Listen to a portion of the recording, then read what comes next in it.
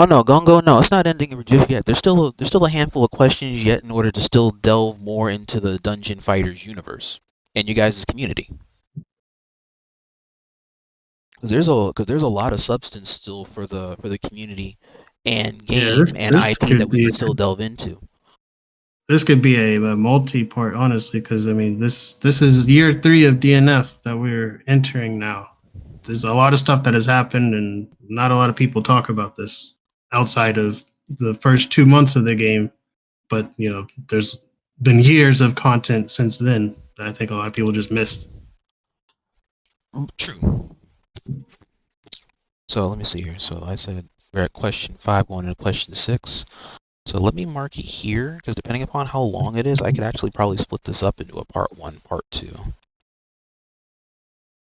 I went to go get some candy. Bro, you and your candy, absolutely. But Jax, I think you're familiar with my my Iacon champion over there, Mr. Absolute. Oh yeah, my number one rival, Pokemon rival. That's the one. Nikkei expert. Also, so much has changed over time since launch. I'm sure it has. That's why I was just so surprised and shocked to hear like so much has shaped the landscape of that game's lifespan. It's remarkable, it's surprising, shocking, but it is very educational. Yeah, because I didn't think a lot of this could happen in 2 years, but you'd be surprised. Yeah, a lot. It all started, honestly, that first year was crucial because the first 2 months, right, is where the fall off started to happen. But the competitive scene was still strong up until maybe around a little bit past Specter. I mean, we still do things, but it was pretty strong offline too. Around that time, 2023, I think, was a pretty good year for offlines. And that first year is when people started complaining about the game and lack of communications and not knowing anything, and the interest died down. And then Specter came out, and her first trailer didn't really do a lot of service because the combos were not good. They were being dropped in her own official trailer, and that just added more fuel to the fire. But that was really their chance to say, hey, this game is still here. We're about to kick things off with the first, character of our DLC season 1 pass. We got 4 more on the way. Please enjoy this character. And they did a really good job on just like the animations, and she wasn't very strong at the start, but she's better now. They're constantly like tweaking and fixing things. But I think you had touched on it. It probably was like a little too late at that point because people had just moved on. There were other things to play. There were other things that they could invest their time in. And it was just harder and harder to justify going back and putting that time into DNF after it took so long to get off the ground. And so that's where a lot of things were missed because the people who did kind of stick there, right? I know people who solely were playing DNF or people who were playing DNF and then playing other games on the side, like bouncing back and forth. It is possible to play more than one game at once. That's the fighting game community secret, right? You can play more than one game. You don't have to play the same one. That is true. But it just, people's time is also valuable. So you can also have to understand that, and where they choose to spend it. It's just like you weren't getting a lot of return out of DNF, especially if you came in later on when the veterans were already established. So it was harder to level up. You didn't have the same opportunities they had to learn their characters and to compete and do all that stuff. Now you're just fighting against a constant wave of strong players. Again, the return is not there. Who wants to spend an 3-hour evening getting their ass kicked over and over and not understanding why? It's demoralizing. People just leave. And that's a problem for DNF because DNF is a very beginner-friendly game. You look at a lot of the new people who come into the community, or even the older veteran players who are there now, a lot of them would say DNF was their first game that they really got into and got serious with. And so if a lot of people just being new to fighting games in general, that's not a very good way to be introduced to the game, is to just not have any hope at getting better or any future for the game itself to improve and get better. You just don't see the point. Okay. Well, that basically explains my whole BB tag experience of the now. Yeah, yeah, that's my theory, right? Like a lot of these games that kind of fell under a similar fate, probably could have benefited a little bit more on the dev support side, but then at the same time, it's like their fate was just sealed from the start, and nobody wanted to explore the game that was there. Even for BB Tag, right? Riazo, the BB Tag player, also plays DNF. Yes. Has put in time in both games, and I think that's probably why they're so familiar with it, because of how BB Tag was treated. DNF was almost just like another clone of BB Tag, right? But it also revealed that there's something more there, right? There's more than just the surface level. All this game is Kasuge, right? There might be something underneath it if you really do spend the time to look into it. And if you do spend the time and you don't find anything, then fair enough. At least you tried. But a lot of people didn't even try. Right. So it was just I don't know. The first impressions really matter. It sounds like it did, and it did good, and then just it splintered into so many deviants. Yeah, it sold well, I think. I mean, I don't think anybody would say it was a failure. It's just people stopped playing it. 12,000 copies sold on Steam at the start. People were playing. That was the peak number, and then it just never got back up to there. But there were there was obviously a lot of interest. It had a good selling pitch with marketing. It's just past the good checkpoint that goes with that is where things became inconsistent here.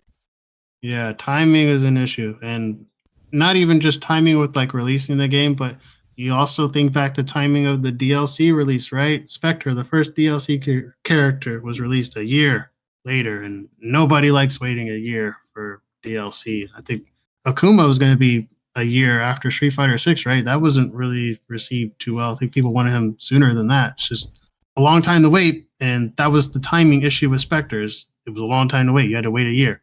And then Brawler comes out, right? And he had a very quick turnaround. Like I said before, I blink and then Brawler's there. But he also dropped right when Mortal Kombat 1 dropped, like pretty much the same week. And so you had a lot of people online conflicting, right? Oh, do I get Brawler and DNF, or do I play Mortal Kombat 1 and just start my journey there? And I could tell you personally, I know a lot of people who had to decide that and took the Mortal Kombat route and just became Mortal Kombat players, right? Because they couldn't find the investment to put time into Brawler. And then after Brawler, we got Battle Mage, and she dropped with the Epic Games 24 hours. And that was huge, right? That kind of offsetted maybe whatever bad timing she would have had, because, hey, you can get the game for free right now and then play it later. And it's free for yours, like forever. Like, that's a hell, you gotta admit, that's a hell of a sales pitch. You can have the game for free, and then within 24 hours, the next DLC character is rewarded to you. You actually can play her away. You basically only had to pay for the DLC character, but you could just get the base game for free, and it's yours to keep forever. Which people were saying they really would like for that to happen, and they got it. And regional pricing being what it was a good opportunity to really boost the game, and it did. There are a lot of people who came in, but I don't know. It kind of died off. I don't know really how to explain, other than the return in time is just not there for people to really invest, especially after we're on DLC 3 and people didn't even really care about the first two. People didn't even know sometimes that the first two characters were released. We talk about Battle Mage, like, what? You had 3 DNF Duel characters already? When did that happen? Like, people are confused. They don't know what's going on because it's just not being marketed. It's not being talked about. Until the Epic Games free thing, I think that really kind of brought people's attention back.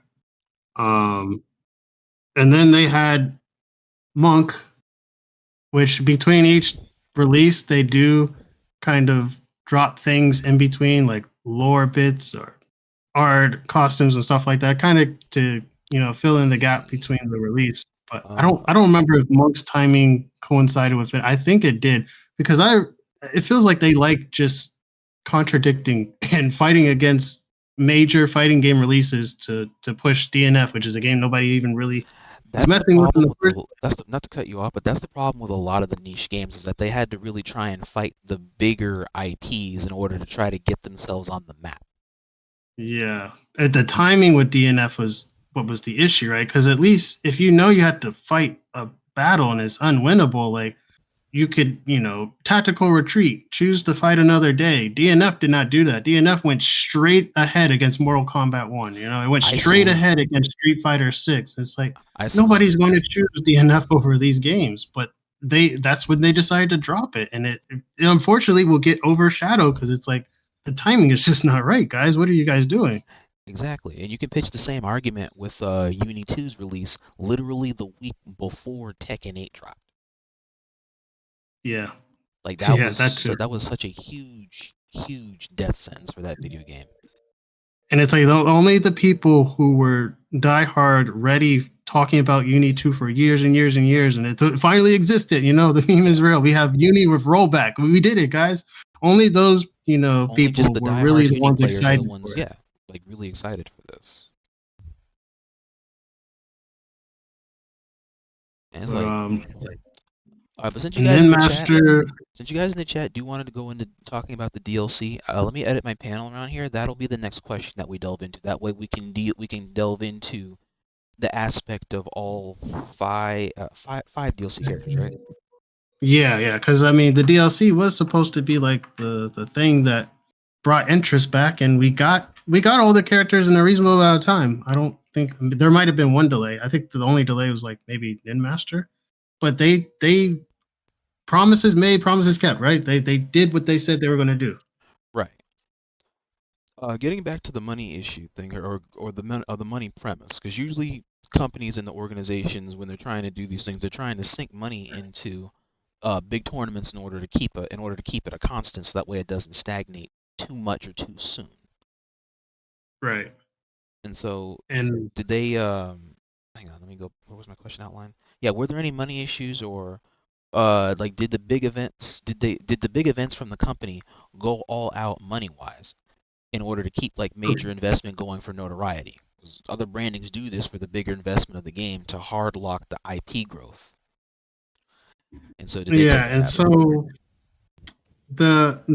did funnel money into it. Like the competitive scene, like I was saying before, there was a time where you could be a DNF Duel competitive player, and for multiple weeks, months, you could participate in tournaments with $1,000 pots, $1,500 pots. Sometimes there were two in the same week with $1,500 and $1,000 pots. You could get $2,500 pots in 1 week, right? And not only that front, but PlayStation was also pushing the PSN side. As much as I was talking about how messed up the PSN lobbies were, there were still ESL tournaments that ran for a very, very long time. I know the person who was dominating those tournaments, who was saying basically he was paying like his college stuff off of just great ESL winning. Yeah, he was just skill gapping people and taking advantage of the fact that there was nobody on PSN.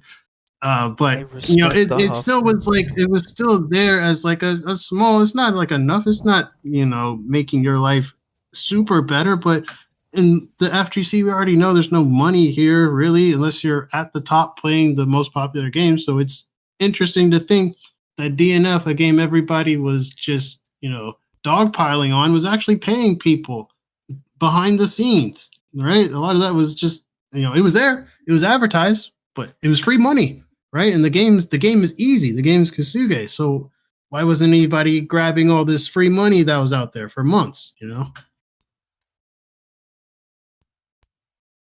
Could have done it. They could have. Okay, so that answers that answer. Next one, as we go into question 7. So let me go ahead and pop this in here. So question 7. All right, chat. We're going to go on ahead and go into the DLC character pass. So I'll go ahead and put this on screen for those that didn't know about or who all of the DLC characters are. I do have a thing for this that I created. So we had a total of 5 characters, and I'm also assuming probably a new map or other rewards with the overall pending release that was of what was it, $39.99 at the time for the pass? Yeah, it was a new stage and song for that stage. And then the characters, and it was 40, and it's been on sale every so often. You can get like 75% off, 80% off. They usually would try to drop sales just kind of before they would drop a DLC character. That was kind of their trend for a while. Okay. And so we go here in the DLC pass, we talk about the characters here. So we got your Nen Master, you got your Specter, you got the Monk, you have the little maiden chick over there. And then we got it looks like the Gambler, if I remember that correctly. Brawler, yeah. So and the DLC, so I'll probably give like my opinion. I know some other players have delved deeper into the intricacies of the DLC characters and how they fit into the game. But one thing I can say, just experiencing all this unfold, the DLC characters were pretty unique in what they could do, and especially how they fit into the game. Like, I don't know how many DLC releases you've seen before where it's like the character is obviously not tested or unfinished and doesn't, seem like they were really made, like Android 21. Like a character that was literally drag dropped in here that's really not at this game. Yeah, like lab coat, basically. Yeah. But DNF, it never, I guess until you get to like Monk and Brawler. But even with those two, it took not Monk, but Brawler did take a little bit of time to figure out. But for the other DLC characters, they were almost underwhelming in power, right? They were not the overpowered characters that just completely reshaped the meta. But they still felt like they had always kind of just been in the game, right? I don't feel like any DLC character has ever felt out of place in how DNF Duel works. They kind of all belong in the game, if you know what that means. Yeah. But they were pretty good. But I guess I'll probably touch on just like how they released in order and what they kind of came with. So Specter was the first, and she wasn't super powerful. I think she was considered a little below mid. And she brought with her Indomitable Spirit and back roll. So with DNF, early on, how defense worked, you had the guard meter, right? And you had a dodge roll similar to Grand Blue dodge roll, but you didn't have invincibility on that roll until about 3 frames of startup. And you could be invincible to both physical and projectile attacks, but you had some recovery on it at the start and at the end, and that prevented it from being used as a reversal, right? So let's say you have a DP option and a roll option, and you're trying to use that against a safe jump. The DP, they would both fail, but with the roll option, you couldn't even like present that as a frame 1 reversal, because you would just get hit out of the startup. It wasn't really meant to, or it was kind of hard to know how to use it, right? Like, you obviously want to use it to get past zoning or big, hits a neutral that have long recovery, but you had to time it. There's a certain skill of how you timed your rolls, and you couldn't use them in certain places. And then I don't think it was, actually, it might have been the Grand Balance patch they did that. They introduced frame 1 rolls. So now, not only did you have physical and projectile invulnerability, but you had that on frame 1. So those safe jump situations, in most cases, you just could roll out of there for free. Or a lot of setups where you were just locked because the gaps were too tight in the block string. Now you had roll as an option if DP was too unsafe. Or let's say your character didn't have a DP, like say Ghostblade. Well, now you have a better defensive option to roll out of pressure sequences like that. And so defense was a little bit better, and that's the spot that everybody kind of liked things, where there was before Indomitable Spirit, before back roll, and in neutral you still couldn't just get out of pressure mid-screen. Like Oki still existed per se. And then Specter changed everything with Indomitable Spirit and Backroll, where now the benefits that we enjoyed with having a frame one invincible reversal roll, you could do that in the other direction and like get yourself space, which is huge for zoners, right? Because they can disengage with, say, the close range melee characters like Grappler, who just had a hard time trying to, how do you lock somebody down who could just choose an invincible retreat option and escape most of your moves, where I guess I should mention this too. Rolls in this game can be beaten with grabs. You can't roll through a grab, but that's something that you have to like bait, right? It doesn't work into your normal pressure sequence and throws. So you can react to that in a similar way to like how you can react to like the spot dodge in Grand Blue. You can just grab people out of it.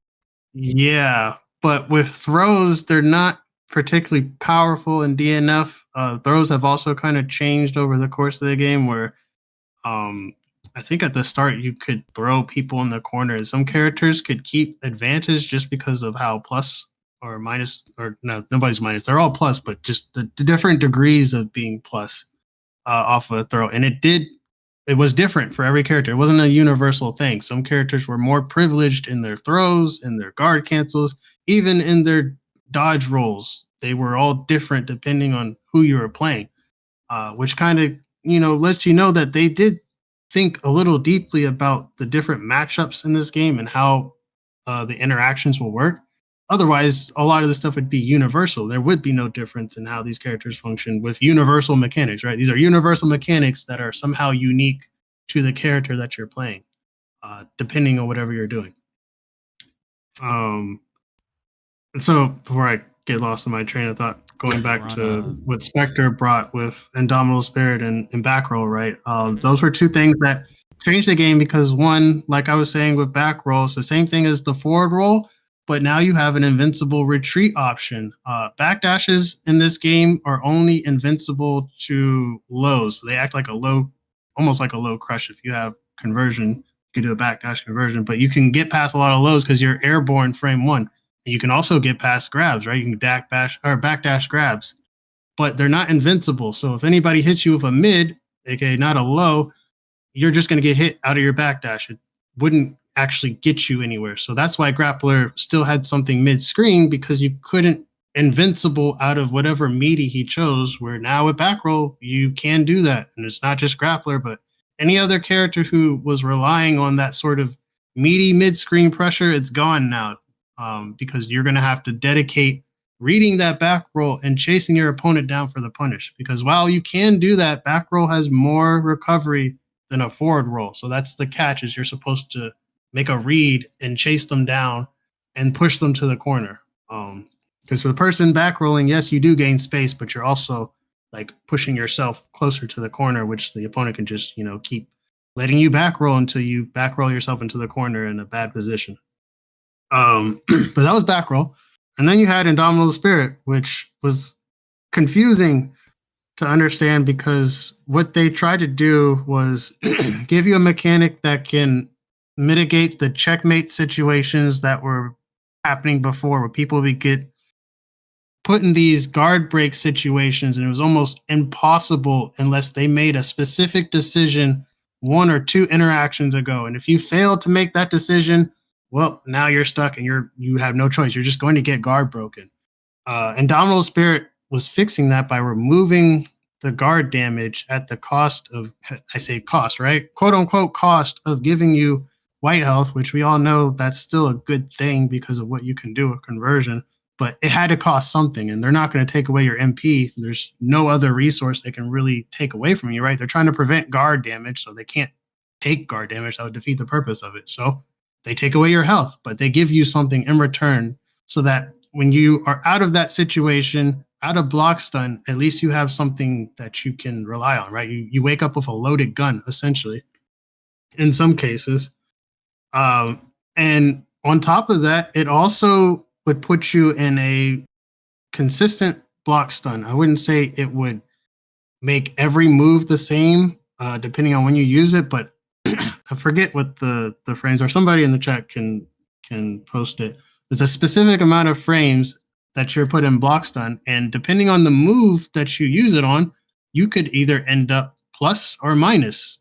So there's more experimentation there, because now you got to go through all the different characters' moves, all your matchups, and you got to see what can I use Indomitable Spirit with to save myself, get myself in a better position, or and then with the white health, it was a lot of things to understand at the time that it wasn't very intuitive was the problem. You think of FD and Strive, right? That's a very easy thing to understand. You hold two buttons while blocking and you get push block at the cost of, draining your meter, but it makes it easier to give yourself space and sort of get yourself out of these situations where you're just stuck, right? Guarding and your risk meter is going up. That was, I guess, kind of the same route that they were trying to go, but they have a different set of resources that they have to work with. Again, they can't really take your meter, right? Your meter is always constantly regenerating unless you just use the move that has a cooldown, kind of like Grand Blue stuff, but there's already doing enough with meter that it wouldn't make sense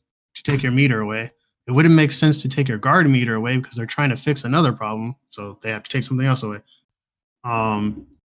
And there were moves like, just to give you an example, Grappler, he has a charge tackle for his forward special, and there's two versions. There's a green version that's fast and quick, and then he has the, I don't know if the green version has armor, but the red version definitely has armor. It's slower to charge, goes farther, and it does more damage. It's, I guess, the more preferred tackle to use. But if you use Indomitable Spirit against the red tackle, the charged one, it actually puts Grappler at a disadvantage, and it's no longer his turn.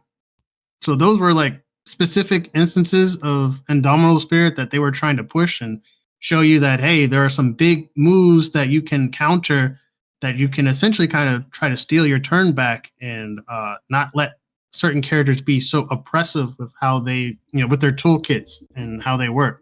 So IS, I think IS, short for Indomitable Spirit, is what they were trying to solve a lot of the aggressiveness and overbearing pressure, because everybody was saying defense felt weak. Those two mechanics were supposed to be their answer to opening up defense. But in the opinion of some of the more competitive players, they think that certain aspects of those two mechanics actually ruined the game and made it, harder, or just it wasn't the same. But it was a different game, a slightly different game than what we were playing before. And that was very noticeable when Specter dropped. So Specter's drop was pretty huge because we had been waiting a whole year for a new character. We already had a big balance patch that had over 100 changes. I'm probably sure you guys remember that, and it did a lot. But now it's like 6 months after that, we're getting a new character, and we're getting new changes, and we're getting new mechanics, right? This feels like almost DNF 1.8, right? We already have 1.5. Now we're getting 1.8. They're doing a lot to change the game. Things that people were complaining about, they were doing things behind the scene to, try to fix these issues. But again, probably just too little too late, because the interest wasn't there and nobody had a reason to return to DNF or even invest in it. So it was really just the players who were already there that had to explore and learn how these things were affecting the meta.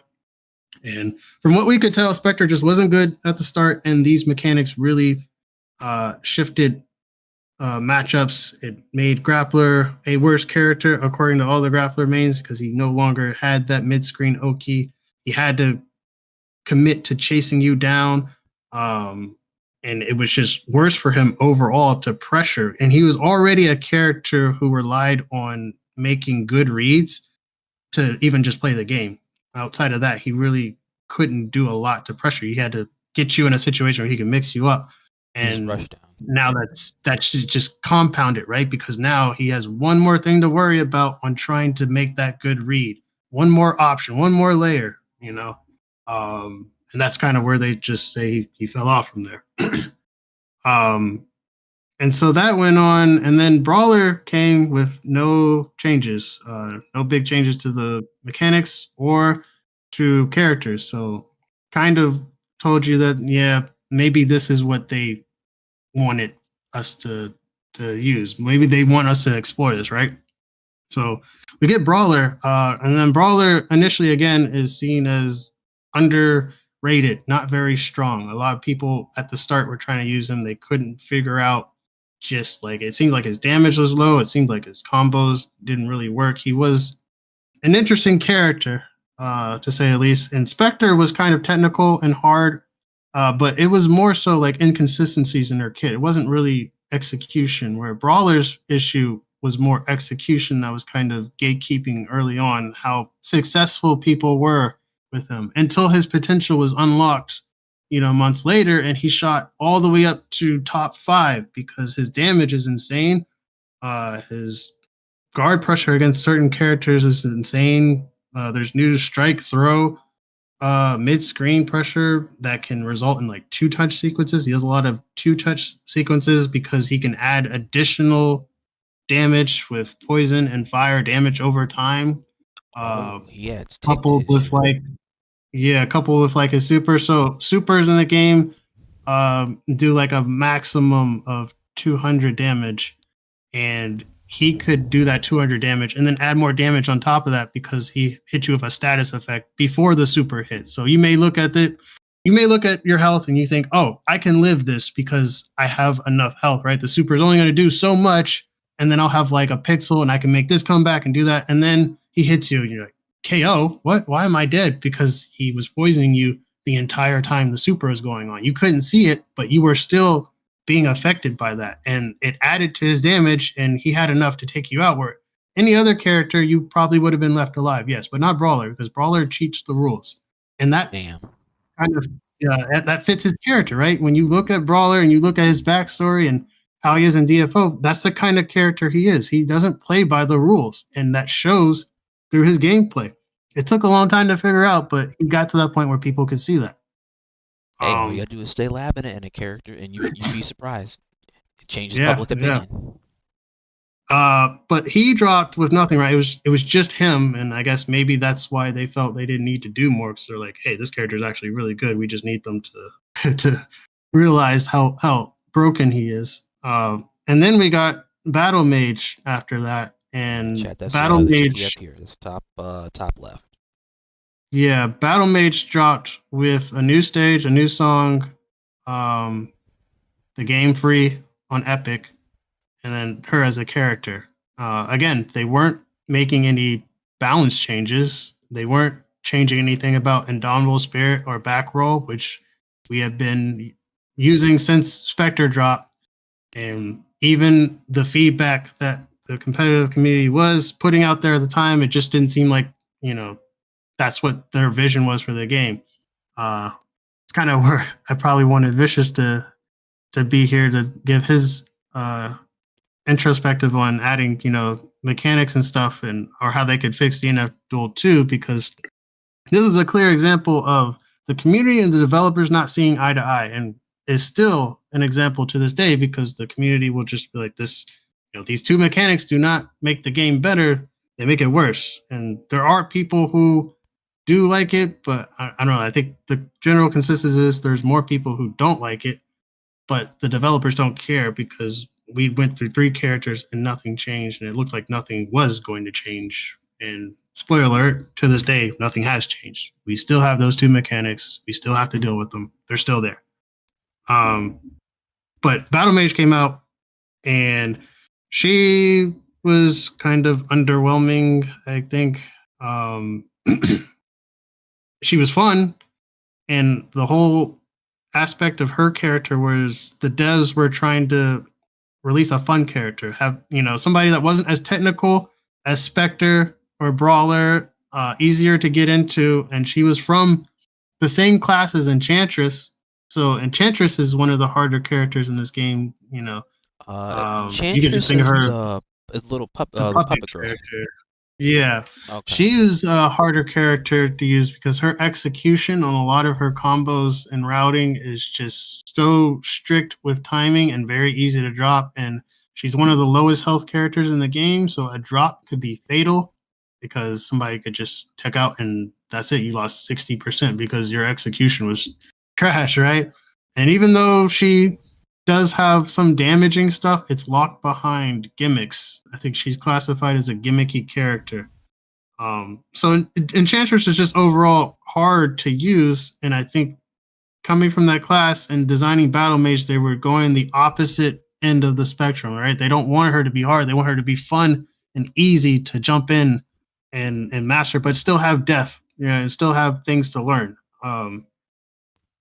And so she was a fun character, and people were figuring out. I think right now in Korea, they've probably pushed her meta a little further because the Korean player Battle Mage Love is doing a lot of crazy stuff with Battle Mage. Is that I've never seen Battle Mage on that level outside of, we have Cow in North America who has done a lot of exploring of her, but they've done great work with Battle Mage. But even all that, she's still not really performing as well, I would say. At least not to the level of Brawler, the character who came immediately after or before her and shot to the top and has still been consistently one of the top characters just because of how he was designed. Her design, maybe, I don't know, maybe they didn't want her to be as strong. Maybe they just wanted her to be more fun than actually That's a fair safe route, actually. Like as strong as Brawler. Because you want a character to be fun, but not overpowered, but not weak.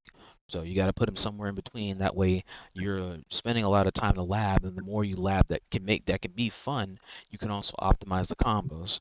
So I'm gonna guess that, optimally speaking, her base output before a couple of pro players were touching her falls along the average, just above or just under average damage wise. Yeah, I would say that because she's classified. I think they've had this classification system before. I didn't realize it until like way later when I was looking at the website for stuff. But they have certain categories for characters. There's melee, range, gimmick, grabs, I think was one, and standard. And so the range characters are long range characters with, good pokes, full screen, all that stuff, but they suffer close range. That makes sense. Melee characters are like the opposite, very good at close range, but need to actually get in to make a difference. You have the standard characters, which it's like a jack of all trade. A lot of characters are in this class. Specter's in this class. Battle Mage is in this class. Vanguard is in this class. Characters that on the surface don't look like they really have anything in common to be classified as all standard.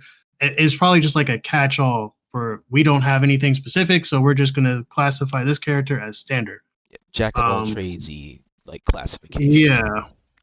And then you have the gimmick class, which are described as characters who bend the rules of battle. And to give you an example, Lost Warrior is in the gimmick class. One of his traits is that he can inflict stacks on you whenever he hits you with one of his special attacks, the MP special. And when you get up to 4 stacks, it turns into a time stop sequence. And depending on if he's like inside awakening or outside awakening, I think he gets more time, which means a higher damage in combo, to the point where he can TOD Crusader, who is the highest character health in the game. And that's kind of hard to do for a lot of people. But that mechanic is built into his combo routing, which means you need to really focus on getting hits and stuff in order to make use of it. And it's not really just like random stray hits. So that's why it's gimmicky, because it's harder to control, but it definitely isn't standard or anything like that, right? That's the sort of gimmicky class. Enchantress is another gimmicky character because she's a puppet character, and that's obviously already hard enough, without saying much. I'm about to say, like, for the most part, I assume that puppet characters would probably fall into the gimmick because it's a 2-for-1 setup in the game plan execution. Yeah. And then you also had Traps character. That was the other one. Or Traps character, they focus on restricting movement. Crusader's in that class, and Crusader has a lot of big buttons that hit far in the screen, but he also has a full screen tracking move, which I'm sure a lot of you know of, the wall, where he brings the wall to him. And it's also used in combos too, and you can't block in the air in DNF, and this wall has infinite vertical height. So if you are in the air and he sees it at any moment, all he has to do is wall, and that's it. You can't stop it. You're just getting hit. So that's why it's meant that he's a trap style character, right? There are things that you want to do, certain things you want to do to approach him. When you do that, if he can react to it, he'll trap you. And you can't get traps is that's what he means by trap character. So that's why I was thinking it doesn't really stop movement, but in a way it does. But he forces frame trapping. Yeah, with restricting the movement and stuff. So they have all these classes, and like we were saying, Battle Mage is in the standard class, and that kind of fits with, I think just their design philosophy of they just wanted to have fun with designing this character. They just wanted people to have fun with the character, and you can even see that with like her damage can be average. It can be high too, though. Like don't sleep on her. She's still got the depth that they were talking about, but it takes a little bit more work. But that I think is fine because it doesn't take as much work as Enchantress. You could still kind of jump in easier with Battle Mage than you could Enchantress and still have fun and do a lot. But if you want to do more, it is there. It's just, a little bit harder to do. That was Battle Mage. And then we get to Monk. So where the first two DLC characters were technical and execution heavy, especially with Brawler being execution heavy with gatekeeping, his potential there. Monk, they were just like, okay, no barrier to entry at all. Just here's a character. You do a lot of damage on just, 3 to 4 hits. Very easy to access that damage. Give you an example. He has a mechanic called Duck and Sway, which is a sort of like the roll system, right? But if you do Duck, the forward version of that roll, it's projectile invincible frame 1. If you do Sway, the back version of that roll, it's physically invulnerable frame 1. And he can follow it up with an armored overhead move that hits as high as Crusader's wall in the air as an added benefit of keeping, like, it wasn't enough that he was invincible frame 1, right? Physically, he had to then also punish you immediately. But that also ties into Monk's as a character, because the way that he's designed, I feel he is a punish monster. He is there to catch you slipping and to make it really hurt when he does, and it's very easy for him to do that. Oh, so he's like the Slayer of DNF Duel. No, Monk is he's the priest, the male priest class. So he's the other side of Crusader. It's when Crusader puts down the hammer and throws up the hands. That's Monk. Oh, okay. I was about to say, because it sounds like if he rewards a lot of damage on whiff punish, and it really shows. It sounds like he's setting up to have like Slayer type of range with his buttons and with his damage output. No, he's Monk is classified as the melee type. So melee characters, they don't have the range. They have like mobility, and they can kind of navigate that way, but not really the range that DNF characters are known for, right? A lot of the early complaints with DNF is like, oh my god, you have all these, and this is stuff I heard with Under Night too. Oh my god, these characters have all these full screen moves that you can't get past, you can't jump. It's so Kosuke, like they're just filling up the screen with all this bullshit. Yeah, Monk, it doesn't really have that, but what he does have is like he could sit there and turtle you, and trying to pressure him is like risking stepping on a landmine, right? Because if he makes the right read to punish you, you are, and optimal Monk, because I was just playing this matchup before I got into the interview today, and optimal Monk, you get hit, right, for the first touch, pushed into the corner, put into a safe jump situation that is also covers rolls. Because safe jump will cover DP, right? You can't DP that. But if you decide to use your frame 1 roll, he can react to that and hit you and then put you in the other corner, right? So you can't DP it. You can't roll it. And you're kind of forced to block it. But if you block it, the next thing that happens is a built-in high-low 50-50 mix-up that no other character has. Only Monk has this on his 5B.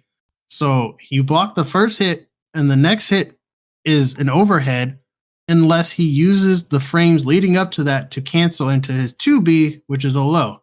So you have to guess. And if you guess wrong, that's the second hit. That's the 2 touch. You're dead. That's the monk gameplay loop. So he was like, man, it just seems really stupid how he can just get all this free damage off of stray hits, right? Just stray hits randomly is what it seems like. But really, in reality, what he's doing is, abusing his great buttons to whiff punish you and take, so much health away. That's kind of like his game plan. And that's where he benefits with using things like Indomitable Spirit, because you remember that gives you white health, which you can then use to instantly cancel the recovery of anything. And in Monk's case, he has a big forward advancing punch. You can think of Captain America charging shield that he can just throw out on the screen, right?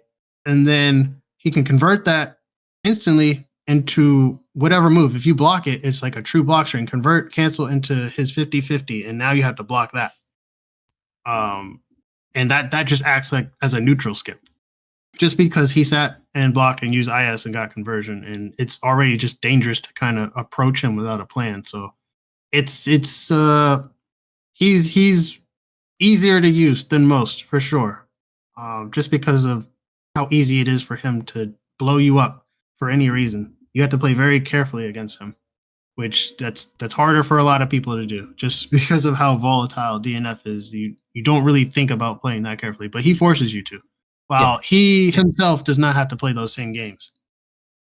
There you go. So the matchup, it introduces the differences of the matchup check heavily, where a matchup will now just struggle by design because one is aggro, the other one could be aggro, but now you have to play cautious. Yeah, very cautious, because that one, both you and him know that one mistake is how he wins the round. And so because you know that, right, that's the mind games start. You know that I know, you know that I know. But yeah, that was Monk, and Monk is still kind of dominating, but not dominating the competitive scene. I guess that's something else we can talk about after the state of that. But then, Monk drops, and after Monk, we get Ninmaster, and Ninmaster is classified as standard.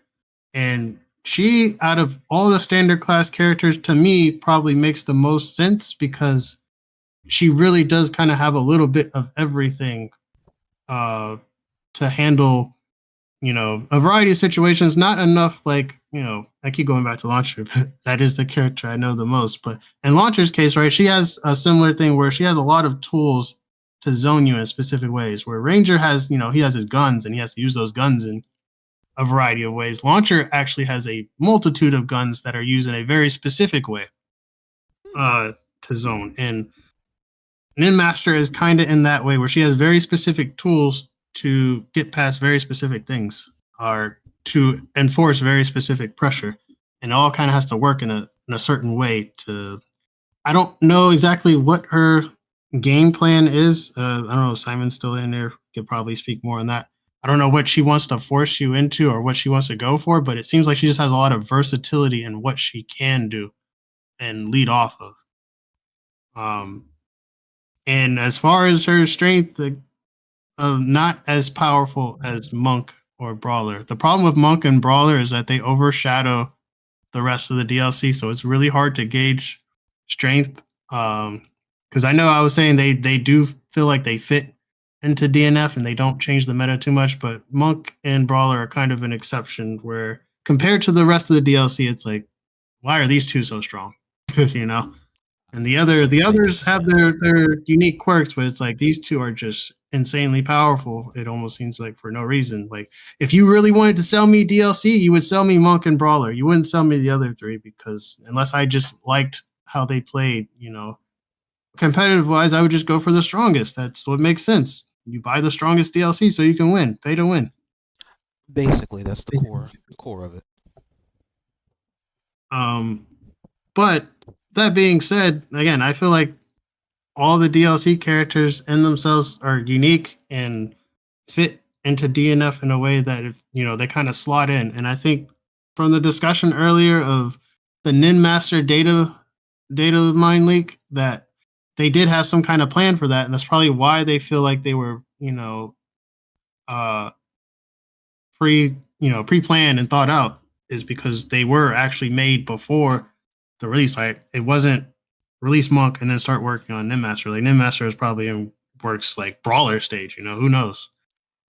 They were already finished by the time the character was already out. Then halfway through that battle pass, it's probably safe to assume Nin Master was probably done or close to done. Yeah, and then that's what the leak had revealed when Monk had dropped, because she was basically a full character at that point. She just didn't have voice lines, and I think one move was missing, or a couple of moves were missing special effects, but everything was there. They decided on what her moves were, what they should do, so we got all that beforehand, before she even released. And then we had to pretend like it didn't happen.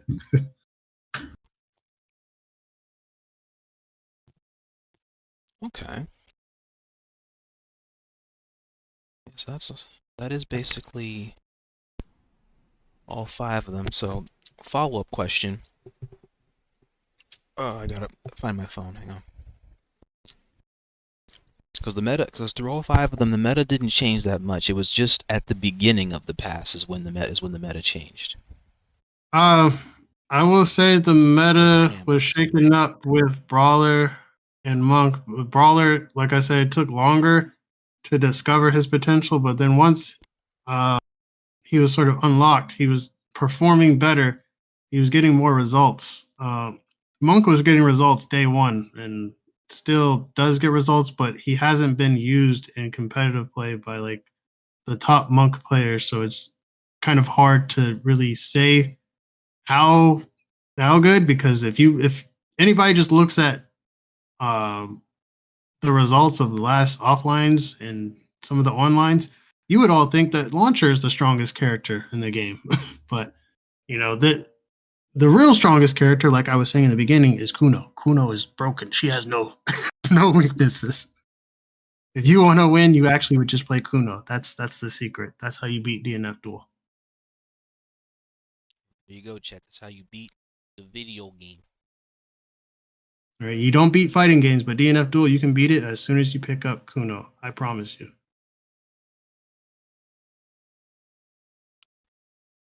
My follow-up question would be, with the knowing what we know about all the DLC characters, was the battle pass enough for what's left of the community to reinvest back in the game?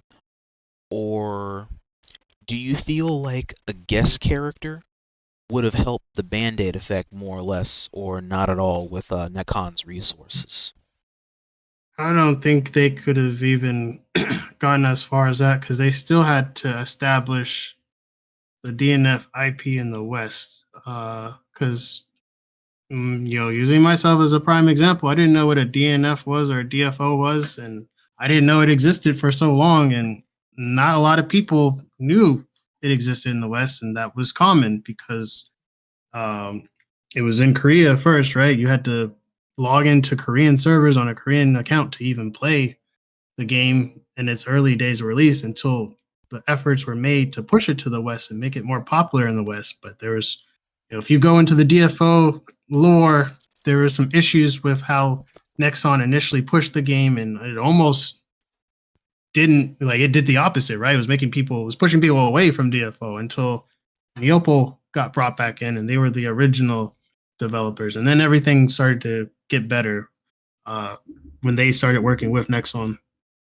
on updating the game. But it just doesn't have the appeal. People don't know about it. Even as I say, it was the highest grossing game of all time, I didn't know that until it happened, right? I had no idea this IP existed, and a lot of people are in the same boat. They don't know what this is. They don't know why the grappler character is literally named Grappler, right? That was a real complaint from someone early on. It was like, why do you have the Striker character named Striker and Grappler? Like, how am I supposed to get connected to these characters when their names are so vague and meaningless? People had an issue with that, apparently.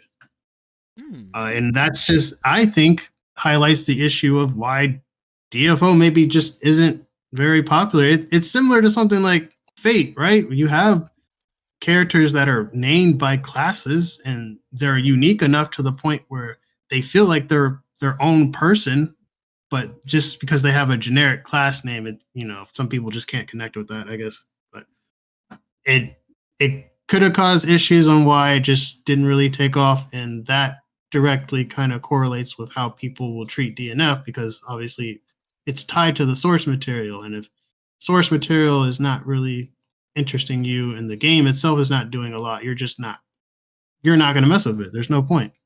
Right. Perfect example. That's kind of off tangent, but the Robbie Williams biopic, The Better Man, the monkey. People are like, why would I go see a movie, at least in America? Why would I go see a movie about artists who I don't know?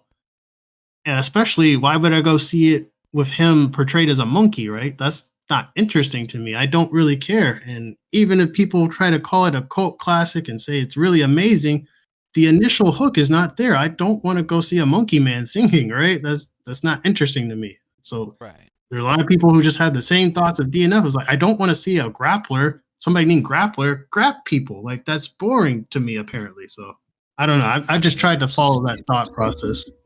That's true, but when you think about it, though, the main recurring theme of DNF Duel was the name did correlate to the character or the class. So whatever it is that the first thing that comes to mind logically or even stereotypically speaking, that's kind of what it is. But there's going to be other bells and whistles to it. That way it's going to be different from another character that kind of sort of does the same thing or the same win condition. Yeah, but that would require thinking past the surface level. Because I could send you that video, and I was shaking my head when it first came out, and even watching it back now, I'm just like, this guy really did not think anything past, let me attack the fact that this guy's name is Grappler and nothing else about him, right? He could have these cool, sick-ass loops and things. It's like, nah, his name's Grappler. How am I supposed to connect to somebody named that, right? I can't get with that. I can't get jiggy with this shit. That's basically what he was acting like. Yeah. And they got a lot of support, right? A lot of people, especially the YouTube content for DNF, has not been the most positive, and a lot of negativity has surrounded, what has been described as another YouTube content creator I discovered recently. I think Hobbs was his name, Sensei Hobbs. He's like, a lot of people will get into the FG space in YouTube, and they'll do these videos and stuff on games, and it's just like almost a trial run, right? They're not really invested in the game or the community, but they're more invested in trying to get views on hot topics and things that people like. So they'll give their piece, they'll say whatever, they'll move on. It gets its views, it doesn't get its views. They don't care. They were just following a trend. But what they don't realize is, when you do that, right, you obviously are giving some kind of input, and you're putting your opinion out there for people who are curious to know. So when you're disconnected from a community in a game like that, and you're only caring about, let me just clickbait stuff, right? You're actively harming that at the same time too, because you've already left and you've done your damage. It doesn't matter to you. It's the people who are left behind that now have to deal with that years later. These videos are still getting views. These people are still regurgitating the same talking points that have just been like, no, what are you guys talking about? Are you stuck in 2022? Like this has never been a thing.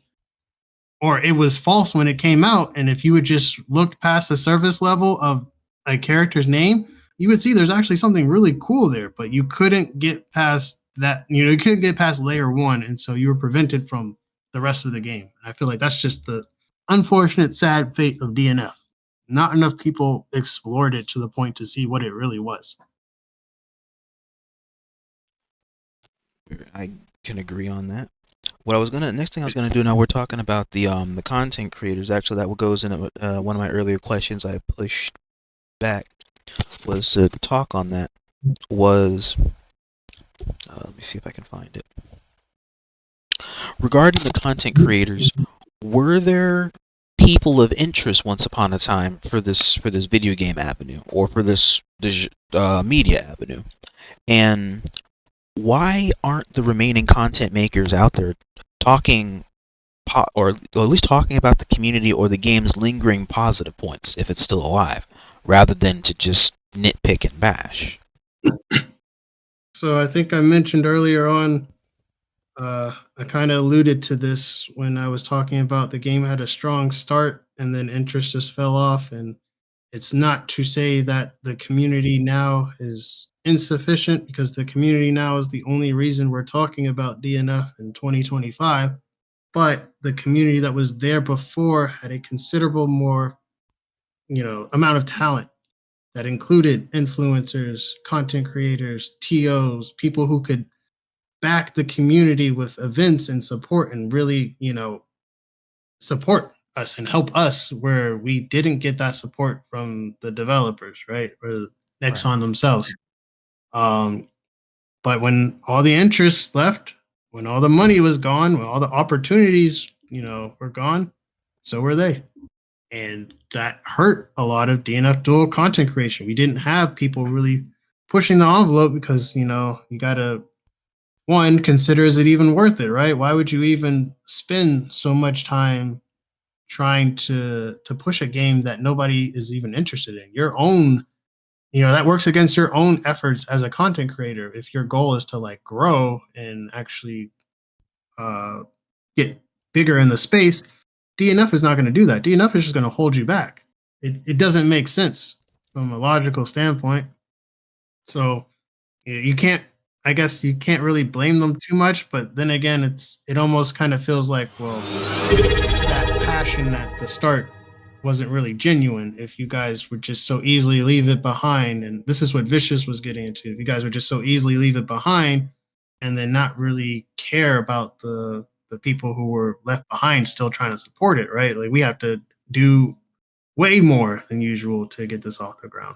But to also speak on that point, again, it's not their responsibility to save DNF Duel. It's nobody's responsibility to save DNF Duel. And a bunch of games that started in a position like DNF, where it's unknown game, small community, the game could be a hidden gem. It just needs people to push it. And those communities can really shape how a game is viewed over time. The perfect example, Marvel vs. Capcom 3. Who's the biggest name for that? Tong. What does Tong do? Tampa never sleeps, right? Where did that start from? A passionate person about Marvel vs. Capcom 3, right? That's the storyline. The storyline that seems to be missing in a lot of the FGC now is, you can have stories like that where you have talented people rise up and actually make something work in the community. But if the opportunity is not there, it seems like those storylines die very quickly these days because passion is not enough, or at least passion's not the only thing people think about at this point. And it makes sense. Again, you don't want to, you don't get anything out of passion. You do something for passion purely because you like the thing that you're doing, not because you expect to get anything out of return. Yeah. But, just the passionate people here, like we do our best. We do what we can. It would help if people on the outside, would kind of show us support, and that does happen. You talk about influential people who were here at the start who like the game. Yipes loves DNF Duel, right? You talk to Yipes and ask him about it, he'll say, he's had very fond memories, especially with learning Kuno. And Yipes being a Marvel vs. Capcom 3 player, it makes sense because this was developed by the same developer. So it has, probably something that he saw when he was playing Marvel, right? James Chen also likes it and was one of the people pushing the PSN tournaments. He was commentating for when they brought back the ESL. He was signed up as one of the commentators. Another person I'm trying to think of who was speaking of TNS, TO from TNS, Duelist, who works with I remember Duelist. yeah, Duelist is still, hooked into the community because Duelist is one of the main people pushing to have DNF as a rotation in the TNS Thursday spots. That's like our person who's fighting for us on that side. So there are people behind the scenes, even Ebonic Plague, Ghostblade player, loves DNF and was one of the early voices fighting against all the unnecessary hate.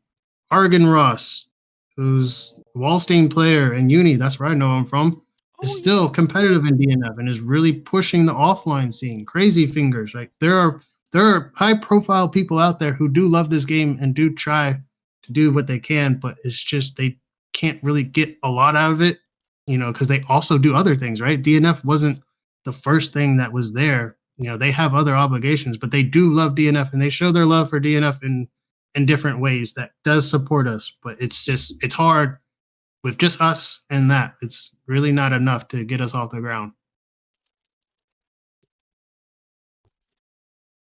Right, and the traction is there. It's just more traction is still needed. Yeah, we need a really big revival and push, and whether that's through a new game, a new patch, a new character, the next big thing that happens, what we failed to do in the past, we really need to take advantage of that momentum and show people what DNF is, or it's just going to keep getting forgotten, and nobody's going to care or know what this game is. And without interest, without momentum, you can't go anywhere. Interesting counter argument, absolute. But there are people out there. They're behind the scenes, but it's just if you go down the DNF Duel rabbit hole, all this information's out there. It's public. You can find these people. It's just about whether you want to spend the time going down that rabbit hole or not. He's right, and it is all out there.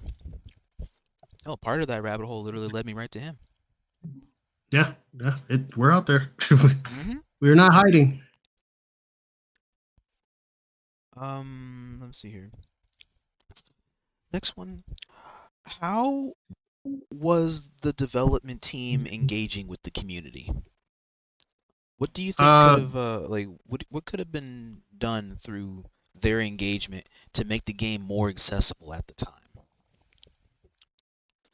So we did not engage with the developers per se, because DNF was multiple parties at once. You had aiding developers of Marvel vs. Capcom, Bloody Roar, Clash of the Ninja, a whole bunch of games that people love, right? Aiding are the goats of fighting game jank. And even the new Hunter x Hunter game coming out, people are excited about that, and they say that feels good. Real quick, the new Hunter x Hunter game, isn't that by the same people or one of the same developers as DNF? Okay. Yeah, aiding's handling that too, and they I think that's more in the spirit of Marvel vs. Capcom than DNF was, but the game that precedes Hunter x Hunter from that same developer is DNF Duel. So if you're looking at their track record, that's what the paper trail is going to lead you. You're going to say, what? The Hunter x Hunter game was made by the same people that made DNF, or you may say, what the hell is DNF? And why did they do this before Hunter x Hunter? Like, you can't gauge it because DNF is like such a mystery nowadays. But the developer is aiding. I believe they're a Japanese company, and they're the ones who actually developed the gameplay and all that stuff. And then you have Arc System Works, who helped with the marketing, promotion, and game assets and making it look pretty, right? That's why it has that ArcSys shine to it, because ArcSys was involved in that part.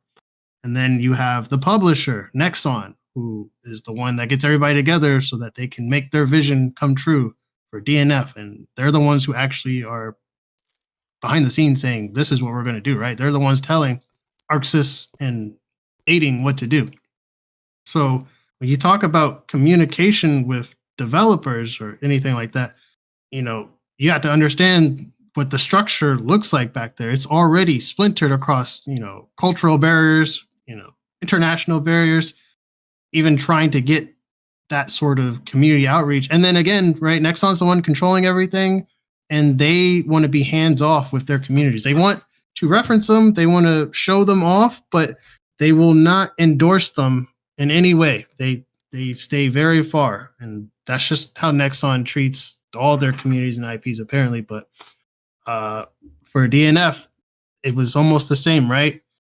We only had contact with Nexon through one representative, through one email, and they only wanted to talk to one person, which was the person who was the owner of, the where we were all gathering, so that we could actually set up these events in the Discord and the Reddit, on Twitter, like across all the social media, right?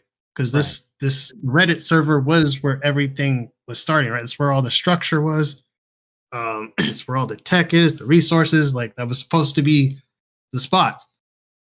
And the most that they would ever do with us, even after being like that closely connected, we're just one email away from Nexon, and all they really wanted was to do events, giveaways, Steam codes and stuff.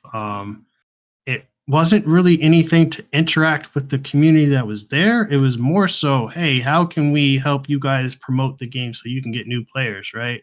Which that's nice and all, but like, what are they doing to support the people who have been supporting them, who have been keeping the game alive, who give people a reason to play the game,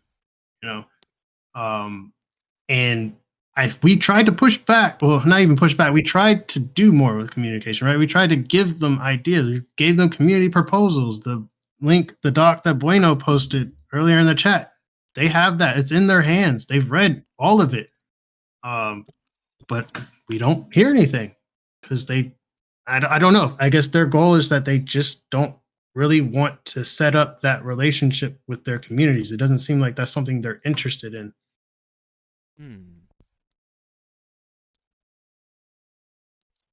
So it's kind of hard to like talk about how we contact or whatever communication, because they really, I don't know, it just seems like they don't want to talk to us.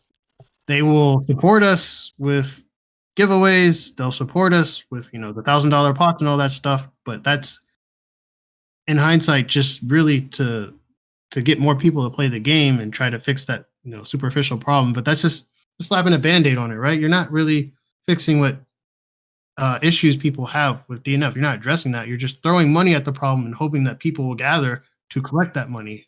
And they did. They gathered, they collected the money, and then they left, right?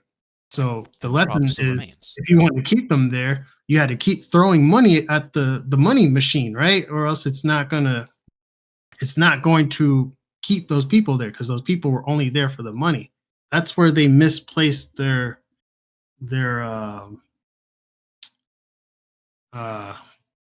faith, I guess. They looked at a possible revenue stream for trying to bring in players, but they missed that the community itself, and you invest in the community, that's also a really good way to get word of mouth and everything out there, because the community is what makes your game look good.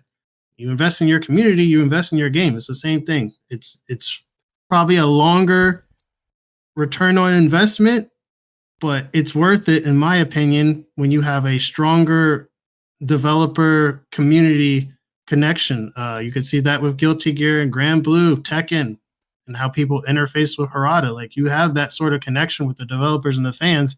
It does make things easier to communicate, right? It does. Things do happen. And then also, chat, you see the downside and the lacking of that, like here, or Dragon Ball Fighters, or Mortal Kombat 1. Yeah, Dragon Ball, that's a good one too.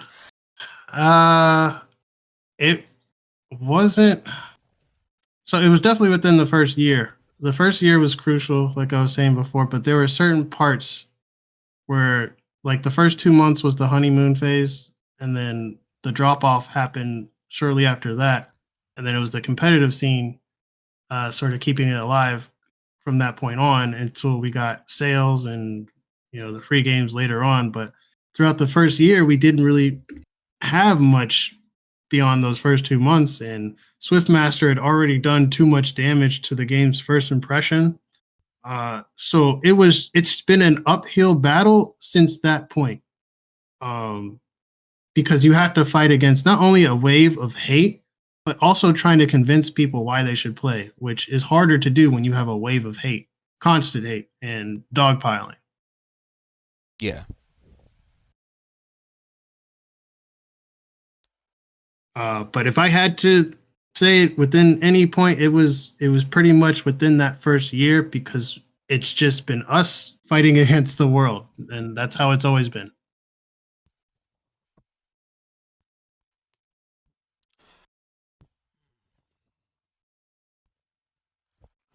And throughout the longevity of the patches, I guess you could probably argue they were more or less like temporary life supporters.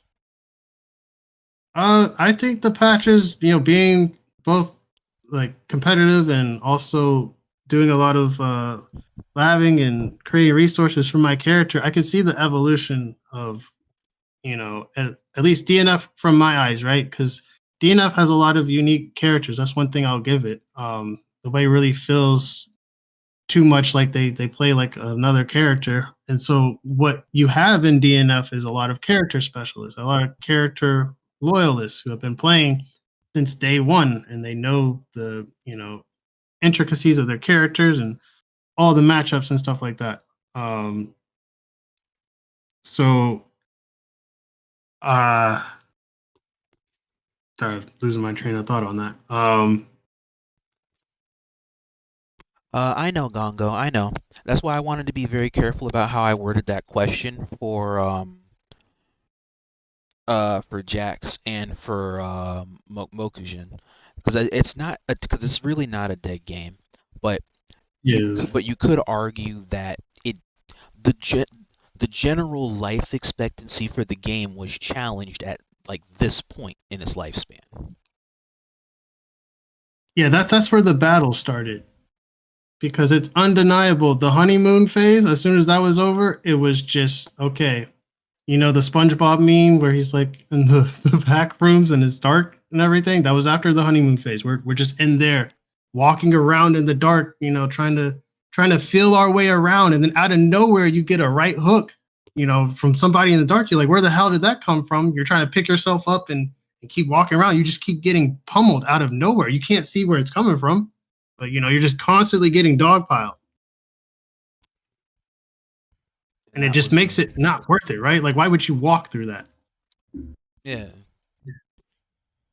You have to be insane, which most of us are. Yeah. Good saying.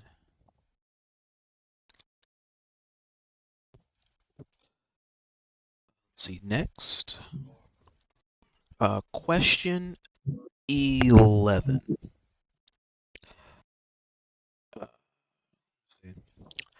In your opinion, as a person of interest or knowledgeable to a lot of the community and its social scene, upon thinking that this game could be relaunched or given a do-over, do you feel like DNF Duel has a valid chance on today's market as is? Or do you feel more like it should change its focal point along with the community's sake? Or did the company kind of just seal its own fate? So I do remember what I was saying about Launcher before, and I'll tie it into this. I'm more of Question the for Jax. Oh, absolute. Wait until he finishes this question, and then your question will be question number 12. I got you. But going back to what I was saying about Launcher before, I'm more of the glass is half full, and I'm more of the optimist, and that's because of my character journey. Like, I used Launcher, and at the beginning, Launcher was not a very good character in DNF, especially when characters like Swiftmaster, existed. It wasn't a fun time playing that character. And I had to play her for like 6 months like that. But every single patch, my character has been updated. And to the point where she's now a solid high tier. And I've been behind every patch, looking at every change, seeing how it changes her pressure, her defense, combos, all that stuff, and trying to develop the game plan for her and what they were doing, right? I wasn't fighting against any of these changes, and I didn't really have to because they were giving me more stuff, right? I wasn't losing anything because they really had to fix Launcher. She wasn't in a good spot. but I think they did do that. Some people think they went too far, but I say they did a really good job of making her feel more like she had options. And I could go more into depth in that, but that would take a whole nother podcast. I'll post a video of somebody who did talk about it a little bit more. I think they did a good analysis, but Okay. and Launcher, she was just getting better, and with the changes that the universal mechanics that were added, like Indomitable Spirit and back roll, that only benefited her, right? Like for most people, if you're a grappler player, that sucked. If you're a launcher player, it's awesome. I can get space now for free, invincible.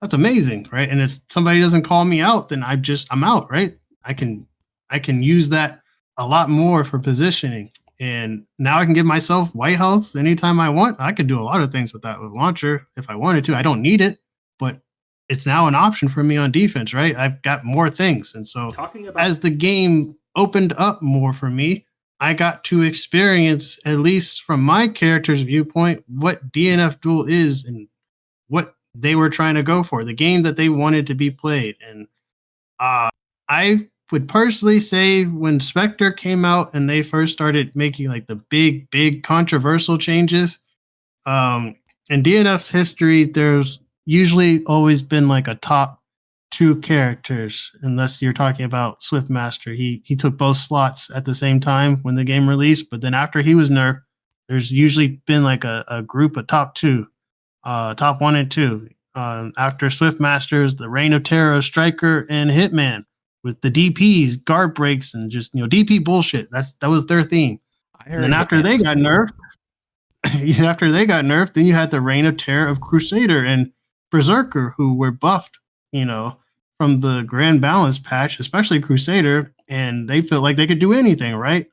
And then you had Specter, who kind of gutted everybody's combos and reset everything to, less loops. You got to do more, not more complicated necessarily, but different routing than what you were doing before, which was just easier to loop for damage. A lot of that was just taken out because it was a complaint early on, and they listened and they took out the loops. So no longer is Berserker and Crusader the top, right? They got their knees shot. But after Specter, what I kind of honestly believe, and it was said at the time, it was the top 2 zoners, right? And then you had the zoner patch. You had the DP patch. Then you had the Grand Balance patch of overtuned characters.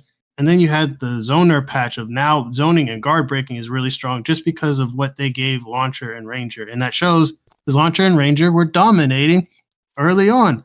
I won TNS off the Specter patch. The very first TNS that was dropped that week, I won it with Launcher. And Ranger won Frosties and a bunch of other offlines with Cal. I got second place. Like in 2023, that was the year I was most competitive with DNF and going to offlines. And I placed well in a lot of the tournaments I went to with Launcher on that Specter patch. And she only got stronger from there. But I know they said there's a top 2. I would say now DNF has gotten to the point where it's universally agreed upon that there is no terrible top 2, right? Now there's a terrible top 5 that people will attribute in tier lists, and Brawler, of course, is up there. But Kuno and Striker, now that the other previous top tiers don't have these like obvious things that they can abuse, and you strip the game down to like its base elements, you can see that the strong characters are actually some of the characters that have been consistently strong throughout the game's lifespan. One being Striker, the other being Kuno, where these characters have changed, but not as much as other characters have been buffed or gutted. But regardless, they're still really, really good and have always been really, really good. And now that there are other characters that don't abuse certain things, they are shining brighter. But they're kind of held back by the fact that nobody's really playing them. And that's an issue with, Monk too, right? When I was saying Monk is super powerful, but nobody's really playing him. Because DNF has a lot of unique characters, has a lot of character specialists, and people like who they play. Doesn't really matter if somebody is strong. They don't like playing it, they won't play it. And that's kind of where a lot of people are right now, I think, with how they approach character strength. Like, we know what's strong, but nobody really wants to everybody wants to play the game that they want to play. At the end of the day, we just want to have fun and play. Yeah. But to answer the question, I think it is a game that's already there. The common theme I've kind of been rolling with is that it's just unexplored because not enough people will give it a chance, which is why this whole time the community's been trying to think of ways for community outreach and trying to grow the player base and get people interested and get that momentum so people can discover there's a fighting game here. There's always been a fighting game here. You got to play it. There's no other way around it. And until it gets to that point, in my opinion, it's just going to be a hidden gem until people realize what we've been sitting on this whole time. Okay.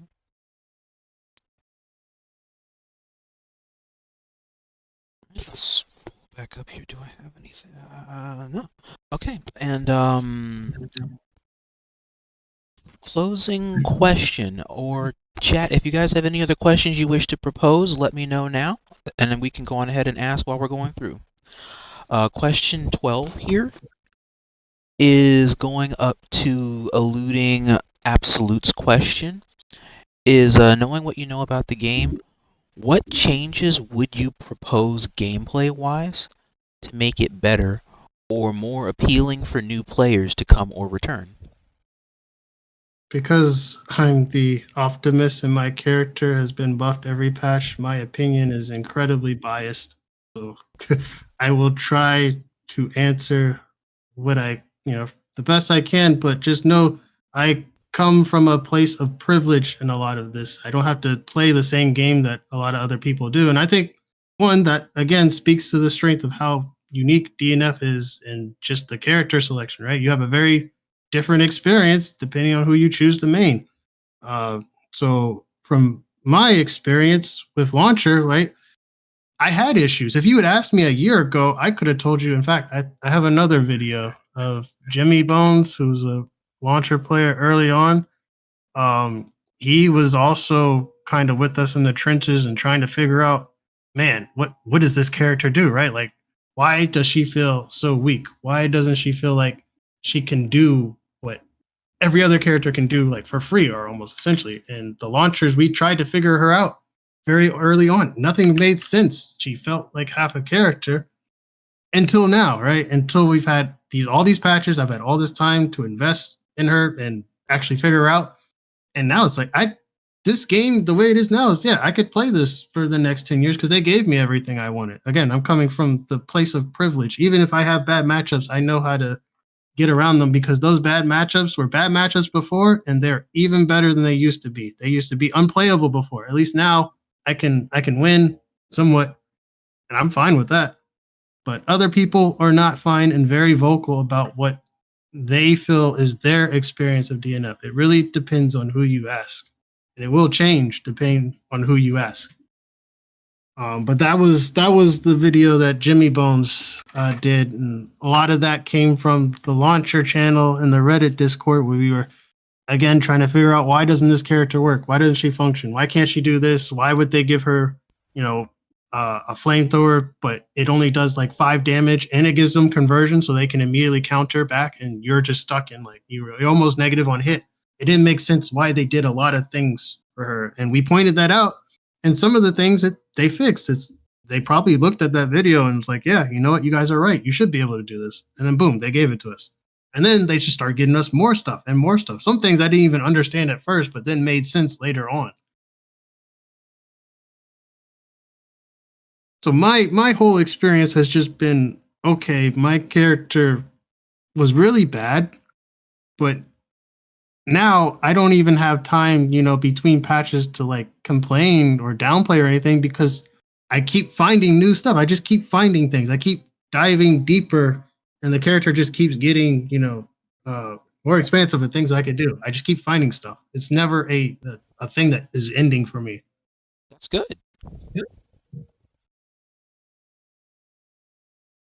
But that's just that's my version. That's when you play DNF Duel, Launcher version, right? It's very different experience from other people.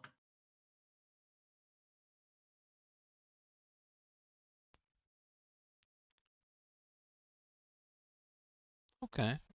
Any other changes that you would think about?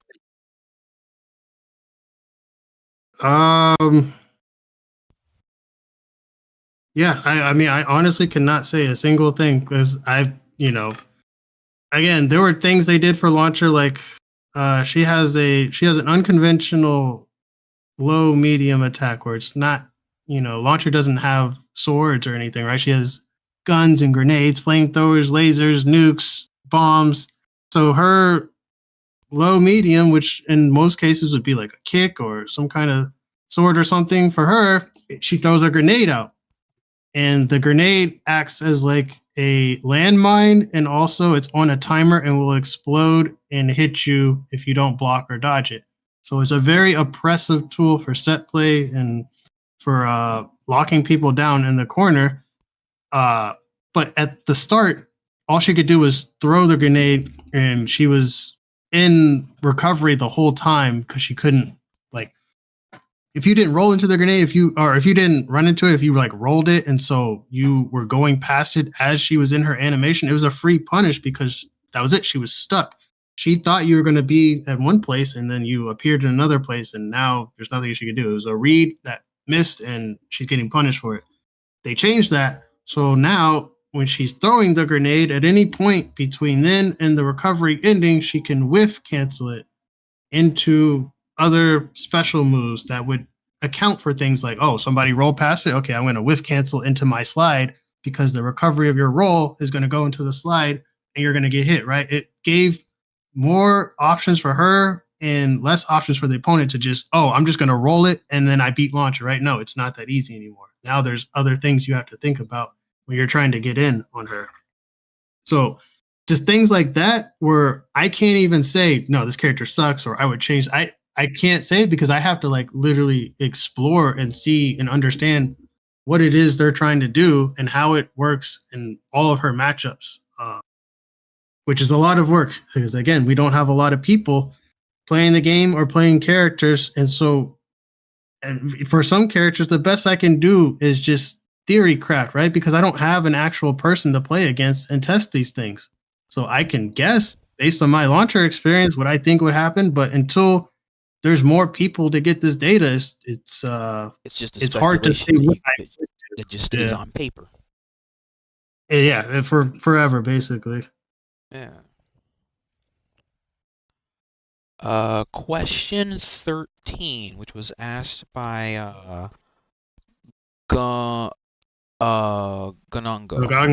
Yeah, Ganga.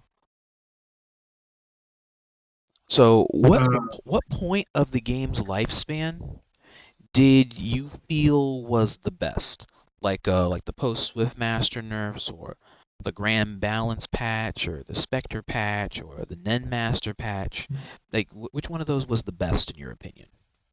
The patch for launcher is the strongest. Which, since the start, she's only been getting stronger. Every patch has only made her better. So the most recent patch is the one where she's the strongest because they just keep making her better. I really don't know. I'm just the beneficiary, right? I'm just taking it in. I'm eating my cake. I don't know why they keep giving it to me, but I'm not complaining. Hey, it is what it is.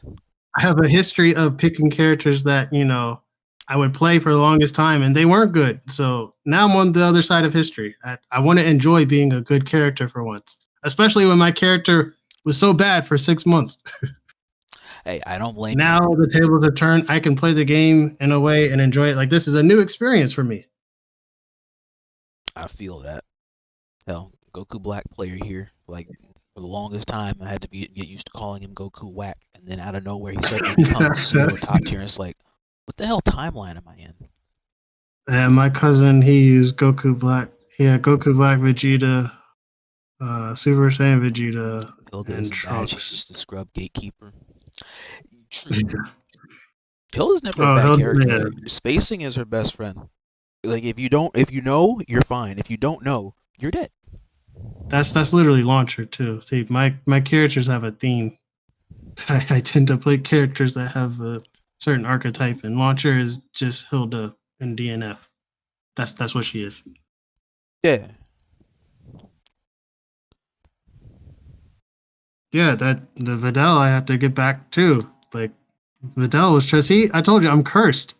I'm cursed, but then my characters get better because guess what? Zato was bad, and then he was really good at some point, and everybody wouldn't shut up about him. And I guess now he's back to being bad, and I should have played him when he was good and overpowered. Zato I only won, seem to guilty? play them when they're bad. Zato Eddie? Yeah. Ah, okay.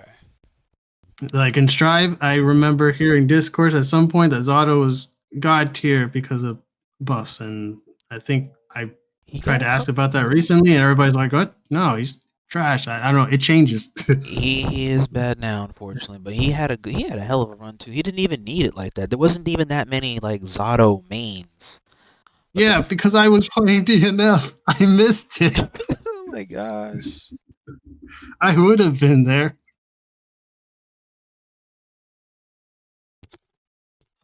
I mean, you can still embrace it somewhat. I mean, he still has all the same, like, most of this, his neutral is the same. It's just the reward game off his neutral is just what's changed. So it's still a buff from where he was at the start. Because, I mean, if that's what it is, I could deal with that. I just, I didn't want to miss an opportunity. Now, my character's even worse than when I was playing them, and I have to work double hard to be good. Which I could see that happening too with my luck sometimes, but not with Launcher. Launcher's the other way around. I'm eating good for once. Yeah. All right. Chat, if you guys don't have any other questions, hang on. There's another one that came in. How was Launcher in the Grand Balance patch? She was basically... She benefited from the same things that everybody else did. Extended loops. So she had that potential, but it was locked behind conversion because some moves, the recoveries just didn't match up, and so you didn't get those combos. But the Grand Balance patch messed with the recoveries on a lot of her moves and made new routes possible without conversion. And she could do things that she, again, was doing conversion before. It's just she needed white health, which was not easy for her to get. And so it was uncommon for her to do these routes. But now she could do them for free. But it was just the same thing as everybody else. I could use like 2 or 3 extruders in one combo, which now I can only use 2 extruders at most without it dropping and, messing up everything. So I don't know what her damage was like because I didn't find the higher damaging stuff until way later on, so I don't know if it was possible. I would have to download that patch and go back to it in lab and see if the stuff that I'm doing now still worked back then, or if there's even stuff that I didn't even know, because again, they kept changing her and adding stuff, and I'm just sitting here with like all these plates, right, of buffs, and I'm trying to eat everything at once. It's hard to pay attention to all of it.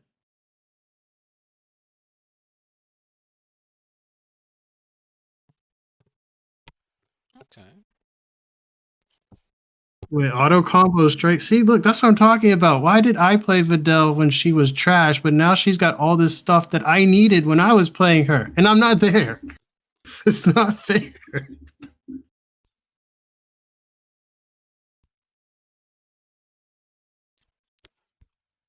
Ghostblade main, yeah. Oh, he seems to have a little bit more hope now, I think. What happened with Ghostblade? That was a dude that literally was just like Vegito pokies. It's the same thing because the Specter patch, when it took away loops and stuff, it took away a lot of the routing where he was getting damage and mana efficient stuff and good Oki. Oh, and so now it completely changed. Yeah, it took away how he played, and he had to play. They were forcing him to play in a different way. Swiftmaster was the same way. I remember when they made his tap move, which was a menace at the start of the game because it was like a wall bounce, and you can keep comboing off of it and rack up a whole bunch of damage, to where they changed it to you only wall bounce once and you cannot do anything else after, right? So you went from doing 4, 5 taps in a combo to now you get 1. Only 1, and that's it. And instead, they gave him new aerial options so that he has more vertical or verticality to his combos. And he actually has some really cool stuff that would take you high up, but it wasn't the easy tap loops that everybody was using for damage. So a lot of people were turned off by that and just like, oh man, this character is not the same. Like, what did they do? They completely changed the routing. You know, I can't play Swiftmaster the same way I played Swiftmaster before. And that's not the only character they did that with. They did that with a lot of characters, including my own character, right? My own character changed where it's like, okay, well, now I can't do 3 extruders, or I can't do, 5 or 6 5S. Like, I have to think of other ways to get to where I was going before. And after doing that for so long, like, I get it now as launcher, but it's very jarring at first when you're playing the game and the character in one way, and then one patch changes everything. And now you have to relearn the character.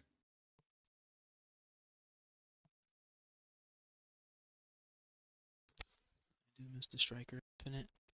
I heard about that. I take it that's just literally like a free 50/50 off of it. Just that was the thing where she was on Ghostplay doing the aerial light over and over again. There's a GIF of it. I don't know. I guess you could just type Striker Ghostplay or something. But it's just like cry about it, and she's literally just punching him over and over and over again. Because he couldn't, the way his hitbox was, he couldn't get out of it. She could just spam that and she wouldn't fall, and she could just keep canceling light into light into light overhead, and you just got tagged once and that was it. You're dead. That was like beta days.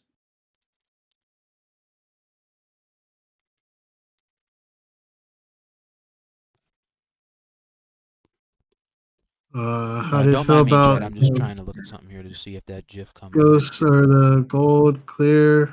Oh yeah, that's right. I did completely skip over cubes. I should talk about that.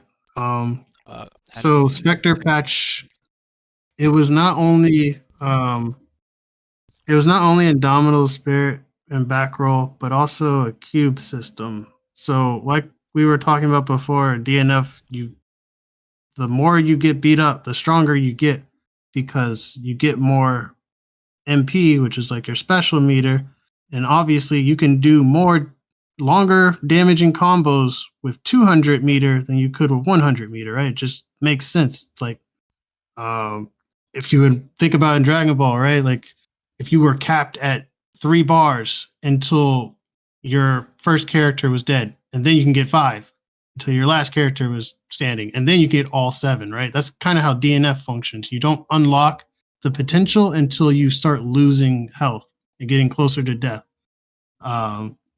So how the awakening system worked is that when you do reach that point, that X factor point, at 30%, your character enters into an awakening state and they get access to their super attack, which can do 200 damage, but you also get what's called passives, awakening passives, which do anything from you do more damage, or you do more guard damage, you move faster, you can cancel your MP specials into other MP specials, which is not possible normally. You can only do that when you are in awakening.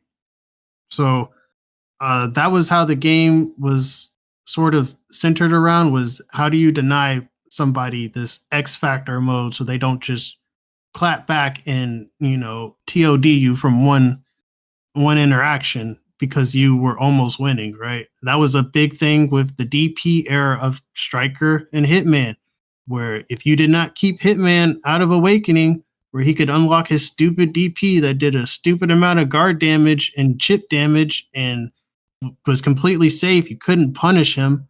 And if you got tagged once, it would lead into a TOD, basically. How did you get around that? Basically, it was hard to do, unless you were denying him. You had to do very specific routing to deny him the opportunity to get there. Like you do maybe a 20% combo, and then like a 50% combo or 49% combo, something to keep him just away from 30%, and then your very next combo needs to do 30% damage exactly to just kill him outright. Because if it does not do 30% damage exactly, you're going to put yourself in a worse position when he gets an awakening, and suddenly now he's oppressing you for free because you didn't kill him right. It was a really hard thing to kind of balance. The awakening passes weren't really balanced across characters, and that's something that, again, they realized it was an issue. They watched competitive high-level play, and they're like, yeah, this isn't okay. Hitman shouldn't be able to do that, or Striker shouldn't be able to TOD you on block. We don't agree. So what was their solution? They introduced a cube system by making it not only at 30%, but now you can get So it sounds funny when you talk about it like this, but you can say like there was a 30%, right? Like 30% cubes are just too strong because of what Hitman and Striker were doing. How do you stop that and or prevent that from happening again? Their solution was let's give them awakening at let's give them awakening at 50%. So you just get it faster. But it's a little bit weaker than the clear cube, which is the original 30% effect. So right after Specter, all characters now essentially had two different versions of themselves. You had a character when they got to 50%, they're in awakening, right? They have those awakening passives, and they have a super. It just does 50%. It does 50 less damage. And then at 30%, it's the same thing, but you have stronger passives, and you have 200 damage super, which is way more, depending on the routing that you do. And the way that this new cube system was designed was it was supposed to make it more balanced so that characters like Hitman could still have a stronger 30% cube, but characters with lower health, like maybe Enchantress, where they don't get to see much use of their 30% because they're always getting killed constantly. Now they can choose 50% and at least have some kind of chance to take advantage of this comeback factor that was, previously only available to certain characters who were privileged enough to have a good gold cube and good passives. It was a point of balancing the game.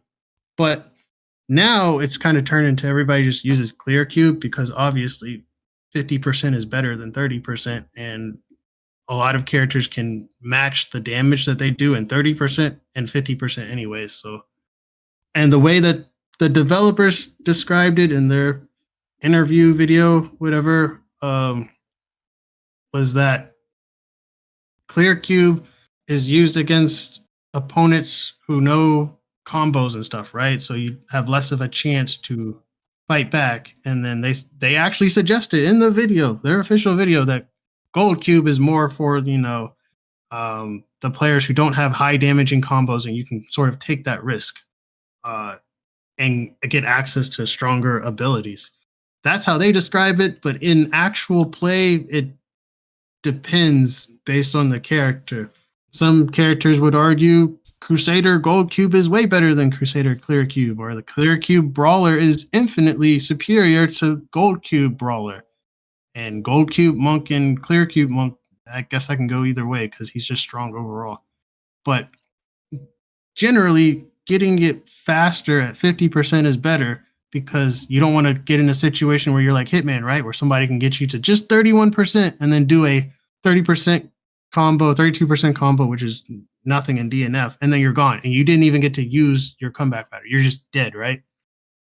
So Clear Cube was a way to mitigate that.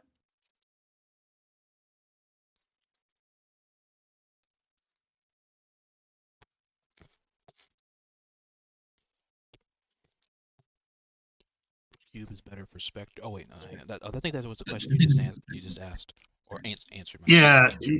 I mean, generally, just pick clear cube, and unless you have a very specific purpose or reason to go gold, then you go gold. But clear is just better because it's like 50%. I'll take that because the damage difference between the super is only 50 damage. So again, if you have good routing, you can still generally do 3 touches and 50%. I especially could do that with launcher. I know multiple ways to do that.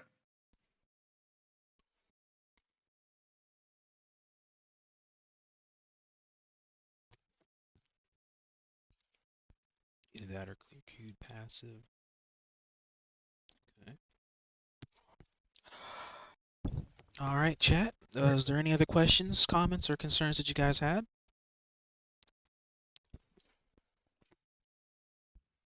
Let me know. And anybody out there lurking, feel free to chime in. It's okay, absolutely. An absolute response. Download the game again. That's my run. weird as that is, let me know. The hell, I'll get in on it too. I picked it up on PC. I think it was around like the earliest time when I first got my PC last year before. That was like one of the It's games I a picked up that was fun, during the free to play trial. yeah, it's a fun game still to play casual. Like people forget, everybody liked the beta. There's like very little issues, and I 12,000 loved it. people bought it on Steam on release. Like the game was not just trash, and everybody was like, "Oh no, this game's not going to be good." From the no, it's the exact opposite. Everybody liked the game, and that's still the consensus today. When you're not looking at it of I'm going to use this game to launch my esports career and become a pro. Like, no, you look at it as, oh, I just want to play this game with my friends. It's a very good game still. It's very fun when you don't take things seriously, because I think it was meant, again, to be It was meant beginner that way. friendly. And all the people that we are getting in now, like if you do want to get in now, now's a good time because there's bi-weekly beginner tournaments. There's Khalil's weekly Wampa Hmm. on Sunday. It's a ladder format, so it's not a traditional get your ass kicked 0-2 go home. No, it's just, you play everybody and you get a chance to play more than 2 matches and learn in a rotation. Which low So key, there are more. chat, I actually kind of like that for some tournaments more than others, that they have we don't necessarily have the double bracket. It's more the Swiss, the round robin. I do kind of like that a little more for some. That way it allows you to absorb more of the game and the experience. That way you get more bang for your buck and going. Yeah, yeah, and with DNF, because we have small numbers, you get more playtime. Really. Bingo. But it's a good time now because that's there are things that you can do other than, oh, I guess I have to go to Discord and ping the strongest person to kick my ass so I can learn how to play DNF after 3 hours of just how do I get out of this, and maybe I'll learn something. No, now you can find people who are also doing the same journey as you, right? And you guys can go on a journey together to get stronger, which is what, in my opinion, you need. You don't need strong players kicking your ass. You need players of your level going along a journey the same way the strong players got strong now. We didn't start strong. We didn't know what we were doing. We had to figure it out, just like other people had to figure it out with the help of veterans. That's the important difference. That's it. Because that's what some gaps. That's the main gap that some games can't consistently or objectively tackle at all. Is trying to close that skill gap that's there by a fall off point in the game's stagnation via fall off, disinterest, community lack of support, disengagement. There's a lot of reasons why it would create that, and then it's just new players would just struggle a lot. Yep. And I appreciate this is So one of those few communities that really takes the effort to close that gap. I really have asked what I can really appreciate about the dungeon community. we kind of don't have a choice. We can't afford to lose people. Yeah. But they're also seeing GOG talk about pinging people too. It's the state that we're in now, just to kind of give you an overview. The more active regions are North America and Asia, specifically Korea, Japan. EU has people scattered, but hasn't really had like tournaments or events like there used to be, like Womble weekends and EU is tricky because Hearts Are Blazing used to have stuff. I said EU is tricky for the European and the UK aspect for some video games because it becomes more of a niche thing because of regional relevance, not so much just the community itself. Yeah, from what I was told, and I think GOG, you're the one who told me this. It's more about, does the TO there have time to run your game? Then all right, I guess it's going to be played or be popular enough. But it's like it's really kind of where the interest is. If there's no interest, there's no players. That makes sense. Yeah. Let's see. I am on the personal stance that players do learn from getting body, but it depends on how they get body. You raise a good point. How you worded this, I agree. I do agree with that on the flip side of the coin, both for getting bodied by an experienced player to an amateur, or an experienced player to a budding prospect that is aware of how to play the game, kind of, or decently enough and can still get better. So it's not a blunt skill gap. It's just Yeah. it's a noticeable skill gap. Usually it's the former. You got to understand. It's not like these guys are hungry to master DNF. They bought the game or they got it for free, wanted to hop on, and got completely annihilated. And 99% of the time, it's just like, all right, I give up. What's the point? I don't want to fight you. I don't want to fight your character. I don't want to fight this bullshit. I'm gone. That is 99% of all responses. Rarely do you have the one person that was like, wow, I had so much fun getting tortured like that. I want to learn this game. It does not happen. Trust me. I'm about to say that response never happens. It might happen in the mind, but no one says that aloud. Yeah. Again, you got to be an insane person to get past that point. What I'm saying. But for the people that are hungry, like, resources are not the greatest, but there are at least character specialists across characters who know some kind of history. Even if they're not the best with that person, they know who the best was. They know what the best did, right? It's a starting point. Or if you want to be the best now, right? Here's what the best used to do. And now it's your turn. You figure it out, It's a volunteer thing. Basically, we need people to actually explore and push the game more so than what we've been trying to do on our own. Like we've done enough, but burnout is real, man. People are not going to do this forever. Exactly.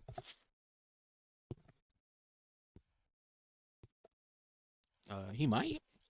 Like I still ping every now and then to other Australia Osuchi net play pings, but yeah, I'm just not enough.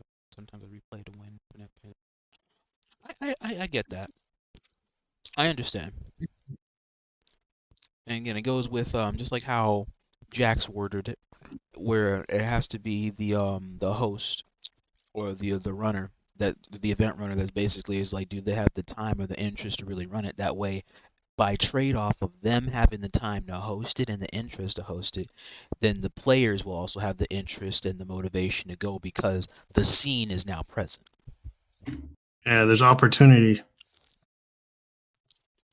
It's just like if Nexon came out right now and said, hey, next week we're sponsoring 1500 on the next Thursday TNS. I bet your ass so many people would show up out of nowhere. I love DNF Duel, right? DNF Duel is my favorite game because there's money now.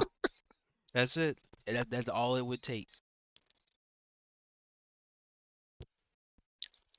And the funniest part is that this shit's happened before for a Guilty Gear and a Street Fighter, so there is visual proof that people will come out of the woodworks for the latter. Nope. It's literally just teching with the occasional Street Fighter once a month.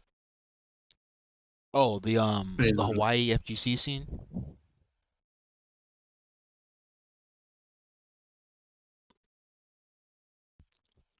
Okay, it looks like for the most part here, I think we are good on our questions. So, Jaxvex, I do want to formally thank you and thank Vishis. I'm gonna send out a tweet later on tonight this morning in order to thank you guys and to thank the official DNF community out there for tuning in, and to thank you both for coming on tonight and to state your piece about a lot of DNF Duel and Dungeon Fighters general IP and social gaming history. Yeah, thanks for having us. I think conversation is important, discourse is important, and this is going to be an important start to that discourse surrounding DNF. Because there's a lot of misinformation and mystery, but there's not enough discourse and just exploring the game in general. So, yeah, the more people we can get interested, the more it'll take off. Oh, God knows. Oh, thank you so much, man. I'm glad you had a chance to come in and sit and chill. And all the lurkers out there in the DNF community, I appreciate you all. It was definitely my desire to try and seek this podcast. That way I could turn a light on you guys' community. So that way all you guys that have any questions, you're free to state your piece or delve into what you want to talk about to figure out how your community can hopefully prosper from the podcast, or can have the awareness, or can come together, or just have more of a social plus point in order to have something to talk about that generates the interest to pick it back up again and explore. Yeah, and again, most of this is like, my experience. I'm a launcher player. I play primarily one character this whole time. I've looked at other characters, but I know them just as far as like the matchup against my own character. And DNF yeah, I'm kind of looking at Enchantress combos right now because I'm trying to do like a combo video series for everybody. But it's, my perspective on DNF, which I said earlier is very different from other people's perspectives. So, DNF the Iacon. DNF Duel community is very open. You can talk to any of us, to interview any of us. I would encourage it too because, I know a lot, but I don't know everything. So you definitely got to get everybody's viewpoint. Who else would be interested in a podcast? I could literally just save my Q&A here, and then I could also give them as a general rundown also. Who else would be interested? I would start in the Reddit server, and I think there's a channel specifically where you can do like promo or even post in the DNF Duel discussion and just see if anybody's interested in coming on as a guest to, kind of further talk about their experiences. If you want to dive more into the experiences of the community, kind of what their thoughts on, maybe do some like alternate takes on these questions, because you will get different answers too, depending on who you're talking to. And I think there's some people out there who might be up for finally talking about DNF. So one thing we don't do, we don't talk about it enough. We just kind of stay silent, keep our heads down, and play our own game. And I think we got to do more than that. Right. Let me know where to go. I would love to continue the DNF series and to see where I can go in order to talk to whom and see where everyone's experiences take them. Yeah, I'll definitely send you the link. But if you go to the DNF subreddit, I think the link is on there as well. Oh, on the Reddit? Yeah, it might be on their Twitter page too, but I'll send the link as well. Sure. Is my role still rival in the Discord? I think I still have private. So yeah, side note, I also have a variety grassroots fighting game server where I try to do a lot of the stuff that I do for DNF, but expand that out to other communities that I think need help too. Because DNF is not the first game to suffer this fate, and I don't think any other game should really go through this. So I'm a firm believer of trying to support those communities. Exactly. That way they don't go extinct. But yeah, I'm pretty sure Rival is still in there. I don't think I did anything to change it, but let me try to find the Reddit link at least first. So okay. I'll definitely take the time to go on ahead and just delve further into the Dungeon Fighters community and see how far I can go to solve the mystery even more. And absolute, the DNF for Iacon did happen once upon a time. That's how I met Dani Phantom.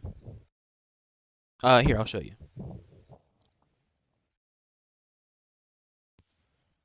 Here's the Reddit Discord link. I can... No. Here we go. Back on March 28th, if you remember that one. I don't know if you were here for that one, but March 28th is back when we had that one. I don't think so. No, December 12th, my bad. Last year? Yeah, December 12th, 2022. This is... Oh, 20. I was probably doing a lot of things. 2023 was my really big competitive year, but leading up to that, I was just trying to figure things out, I think. Because this was the one I hosted on PlayStation that was just like a bitch to get it done, but it was done. Yeah, I was also probably on PC, so I probably missed it in that way too. Another big PlayStation group that was running tournaments that wasn't ESL was the Mutiny DNF Duel series. It was ran by Rance. He was one of the commentators for 2023 EVO.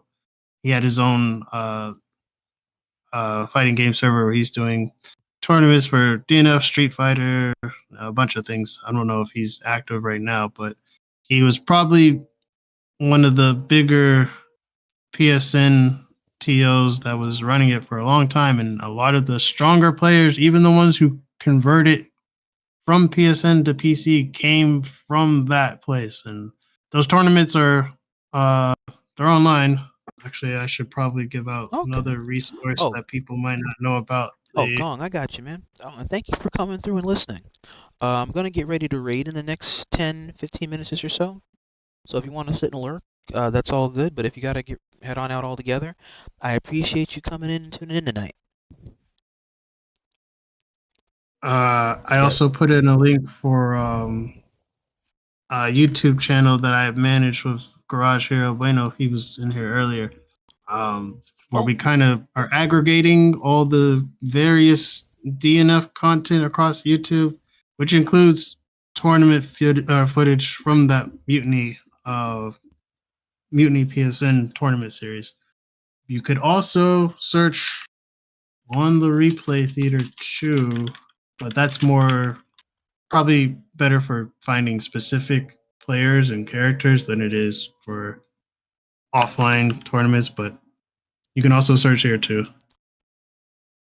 And that's everything I know. Okay. I appreciate sharing a lot with this with me. Time to make some DNF YouTube vids. Hey, go for it. Hell, if you guys get lucky enough and have a good match outline, hell, it'll probably be featured on the network channel. Yeah, speaking of that, I have some resources on there too. I lied, it's not the last thing I know. I have resources on there for, I don't know if anybody is familiar with taking photos in Smash Brothers photo mode. I saw, yeah.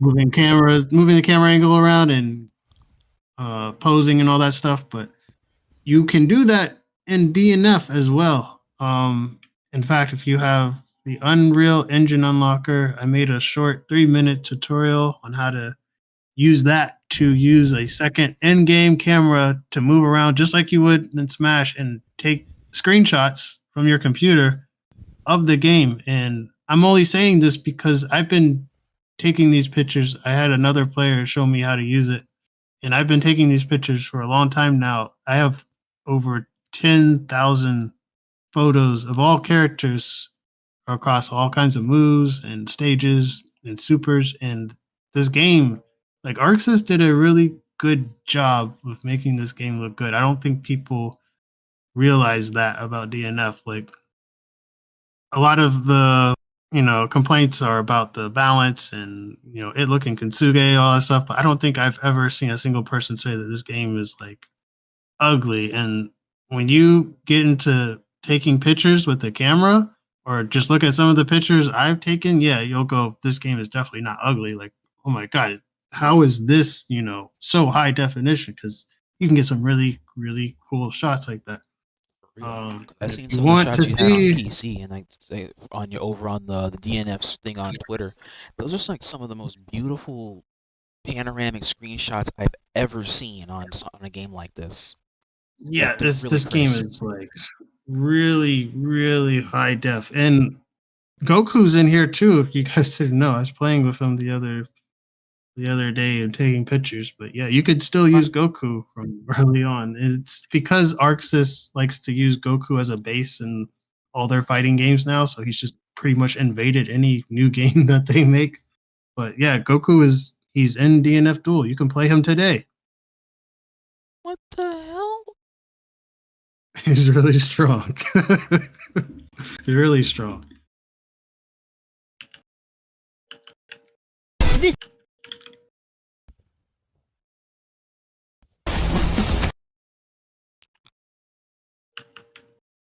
And also, here's the Twitter account with all those photos. That's a lot of crack. Yeah, dude, Goku's insane. I don't know if we've tried to yet, but I think people might try to do like a Goku tournament. His character he's too strong. He shouldn't be here. Talking about a character who does not fit in. He is not fit in. He shouldn't be here. Bruh. I see Burrito has too much time on his hands. Yeah. My goodness. So that's DNF. DNF is, outside of the game and, bare bones single player content. You could still make your own fun and content out of it. There's a lot for, it to offer. I even make, I know I keep like pulling up links and stuff, but the combo video I did recently for Launcher, I kind of took that experience of all the videos or all the screenshots I was taking and the angles and stuff, and I used that to now I'm going to move the camera around and start making videos. And that's why I made like a unique intro for that combo video. And it all flows together. It looks really well. Hey, I like the sound of that. The visual. So that's like another, yeah, it's another avenue of content creation where if anybody is trying to do something, you know, I don't know how far. I can't promise it would take off, but at least I can give you the way to make high quality DNF Duel content that will be eye catching. So at least you get somebody's attention. Yeah.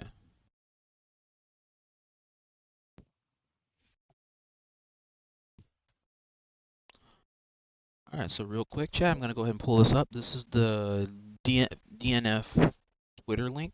So if you guys want to pull it up for the community link and join the Dungeon Fighters online community on X I keep calling it Twitter too. or on Twitter, you can come here to DNFisBeautiful. There's a community link right here for DNF Duel's general community itself, not to be associated or affiliated with Nexon or Nipple. Yeah, because they don't want anything to do with us. But you can get a whole lot of nice screenshots here, like so, like I was just saying. Yeah, the Inquisitor ones, yeah. I have so many. See, so when I started this account, I was posting a lot because I would do these sessions. They go like an hour or 2 hours because I'm just finding all the cool angles and stuff to take photos with. And I would end up with like 100, maybe 200, maybe 250 photos in 1 2-hour session, or 1 hour, 2-hour session. I can't put all of that up. Well, I can, but nobody was paying attention to it. It was literally just too many photos. So now I've kind of gone through spreading it out and just doing like maybe 4 really eye-catching ones. And then maybe later on I'll pull from the Inquisitor photo album and throw some more stuff out there. But I literally just have too many of these. I can't move these pictures fast enough. Yeah, I might have to request some of these for my podcast series.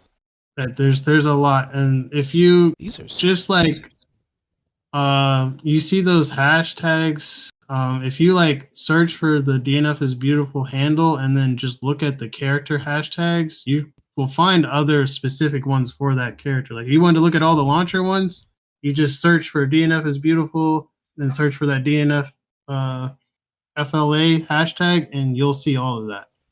But the reason I say you have to do the DNFisBeautiful one is because if you just do the regular one, you'll get like all my launcher videos and text and stuff.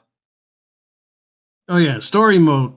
So like the pictures I usually take were in training mode or in matches, but then recently I decided to use the camera in story mode, and story mode is better because they set up full scenes that you can use the camera around that's not locked to a 2D plane.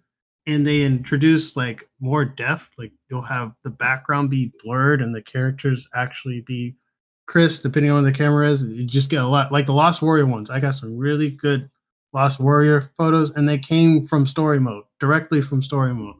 Damn. If you go to Reddit, I think I have more pictures per post. I do like 20 per post. Where Twitter, I just started doing 4 because it's not really a good platform for sharing photos, but Reddit, I have more on there. Okay, that makes sense.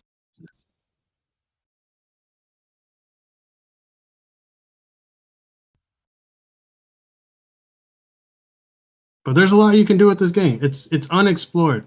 That's that's basically my message for the state of DNF. It's just very unexplored.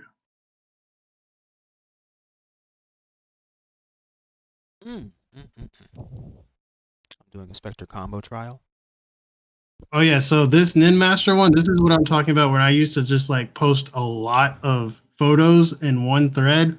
I don't do this anymore. I just do 4 photos now, but you can see here, I put out everything that I had, and there's a lot of good photos in there.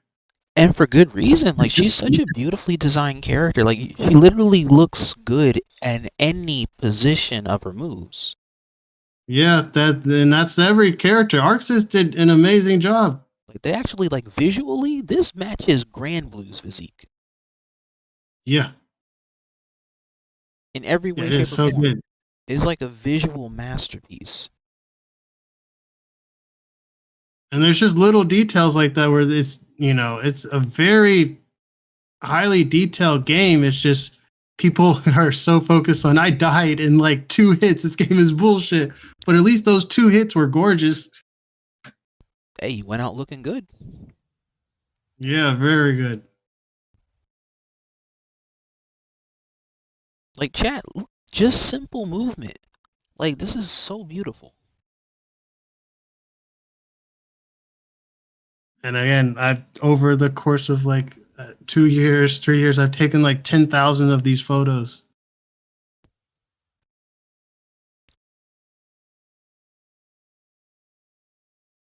Damn, you have not missed a beat. These are really beautiful. Yeah, and it ramps up because I go from her normals to her special skills to her MP special skill. The MP special skills are where you get the really big, beautiful effects. It's like, oh my god, this is a video game. Like legit, some pictures I take and it looks like it's straight out of an anime. Legitimately. Yeah, like this.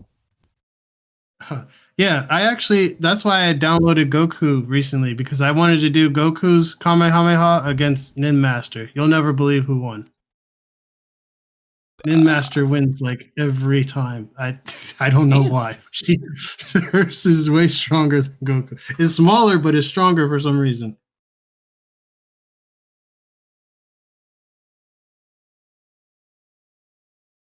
Oh, that's a nice one. Oh yeah, that was my Tekken-esque photo. That does give Nin off Master Tekken and vibes. Striker.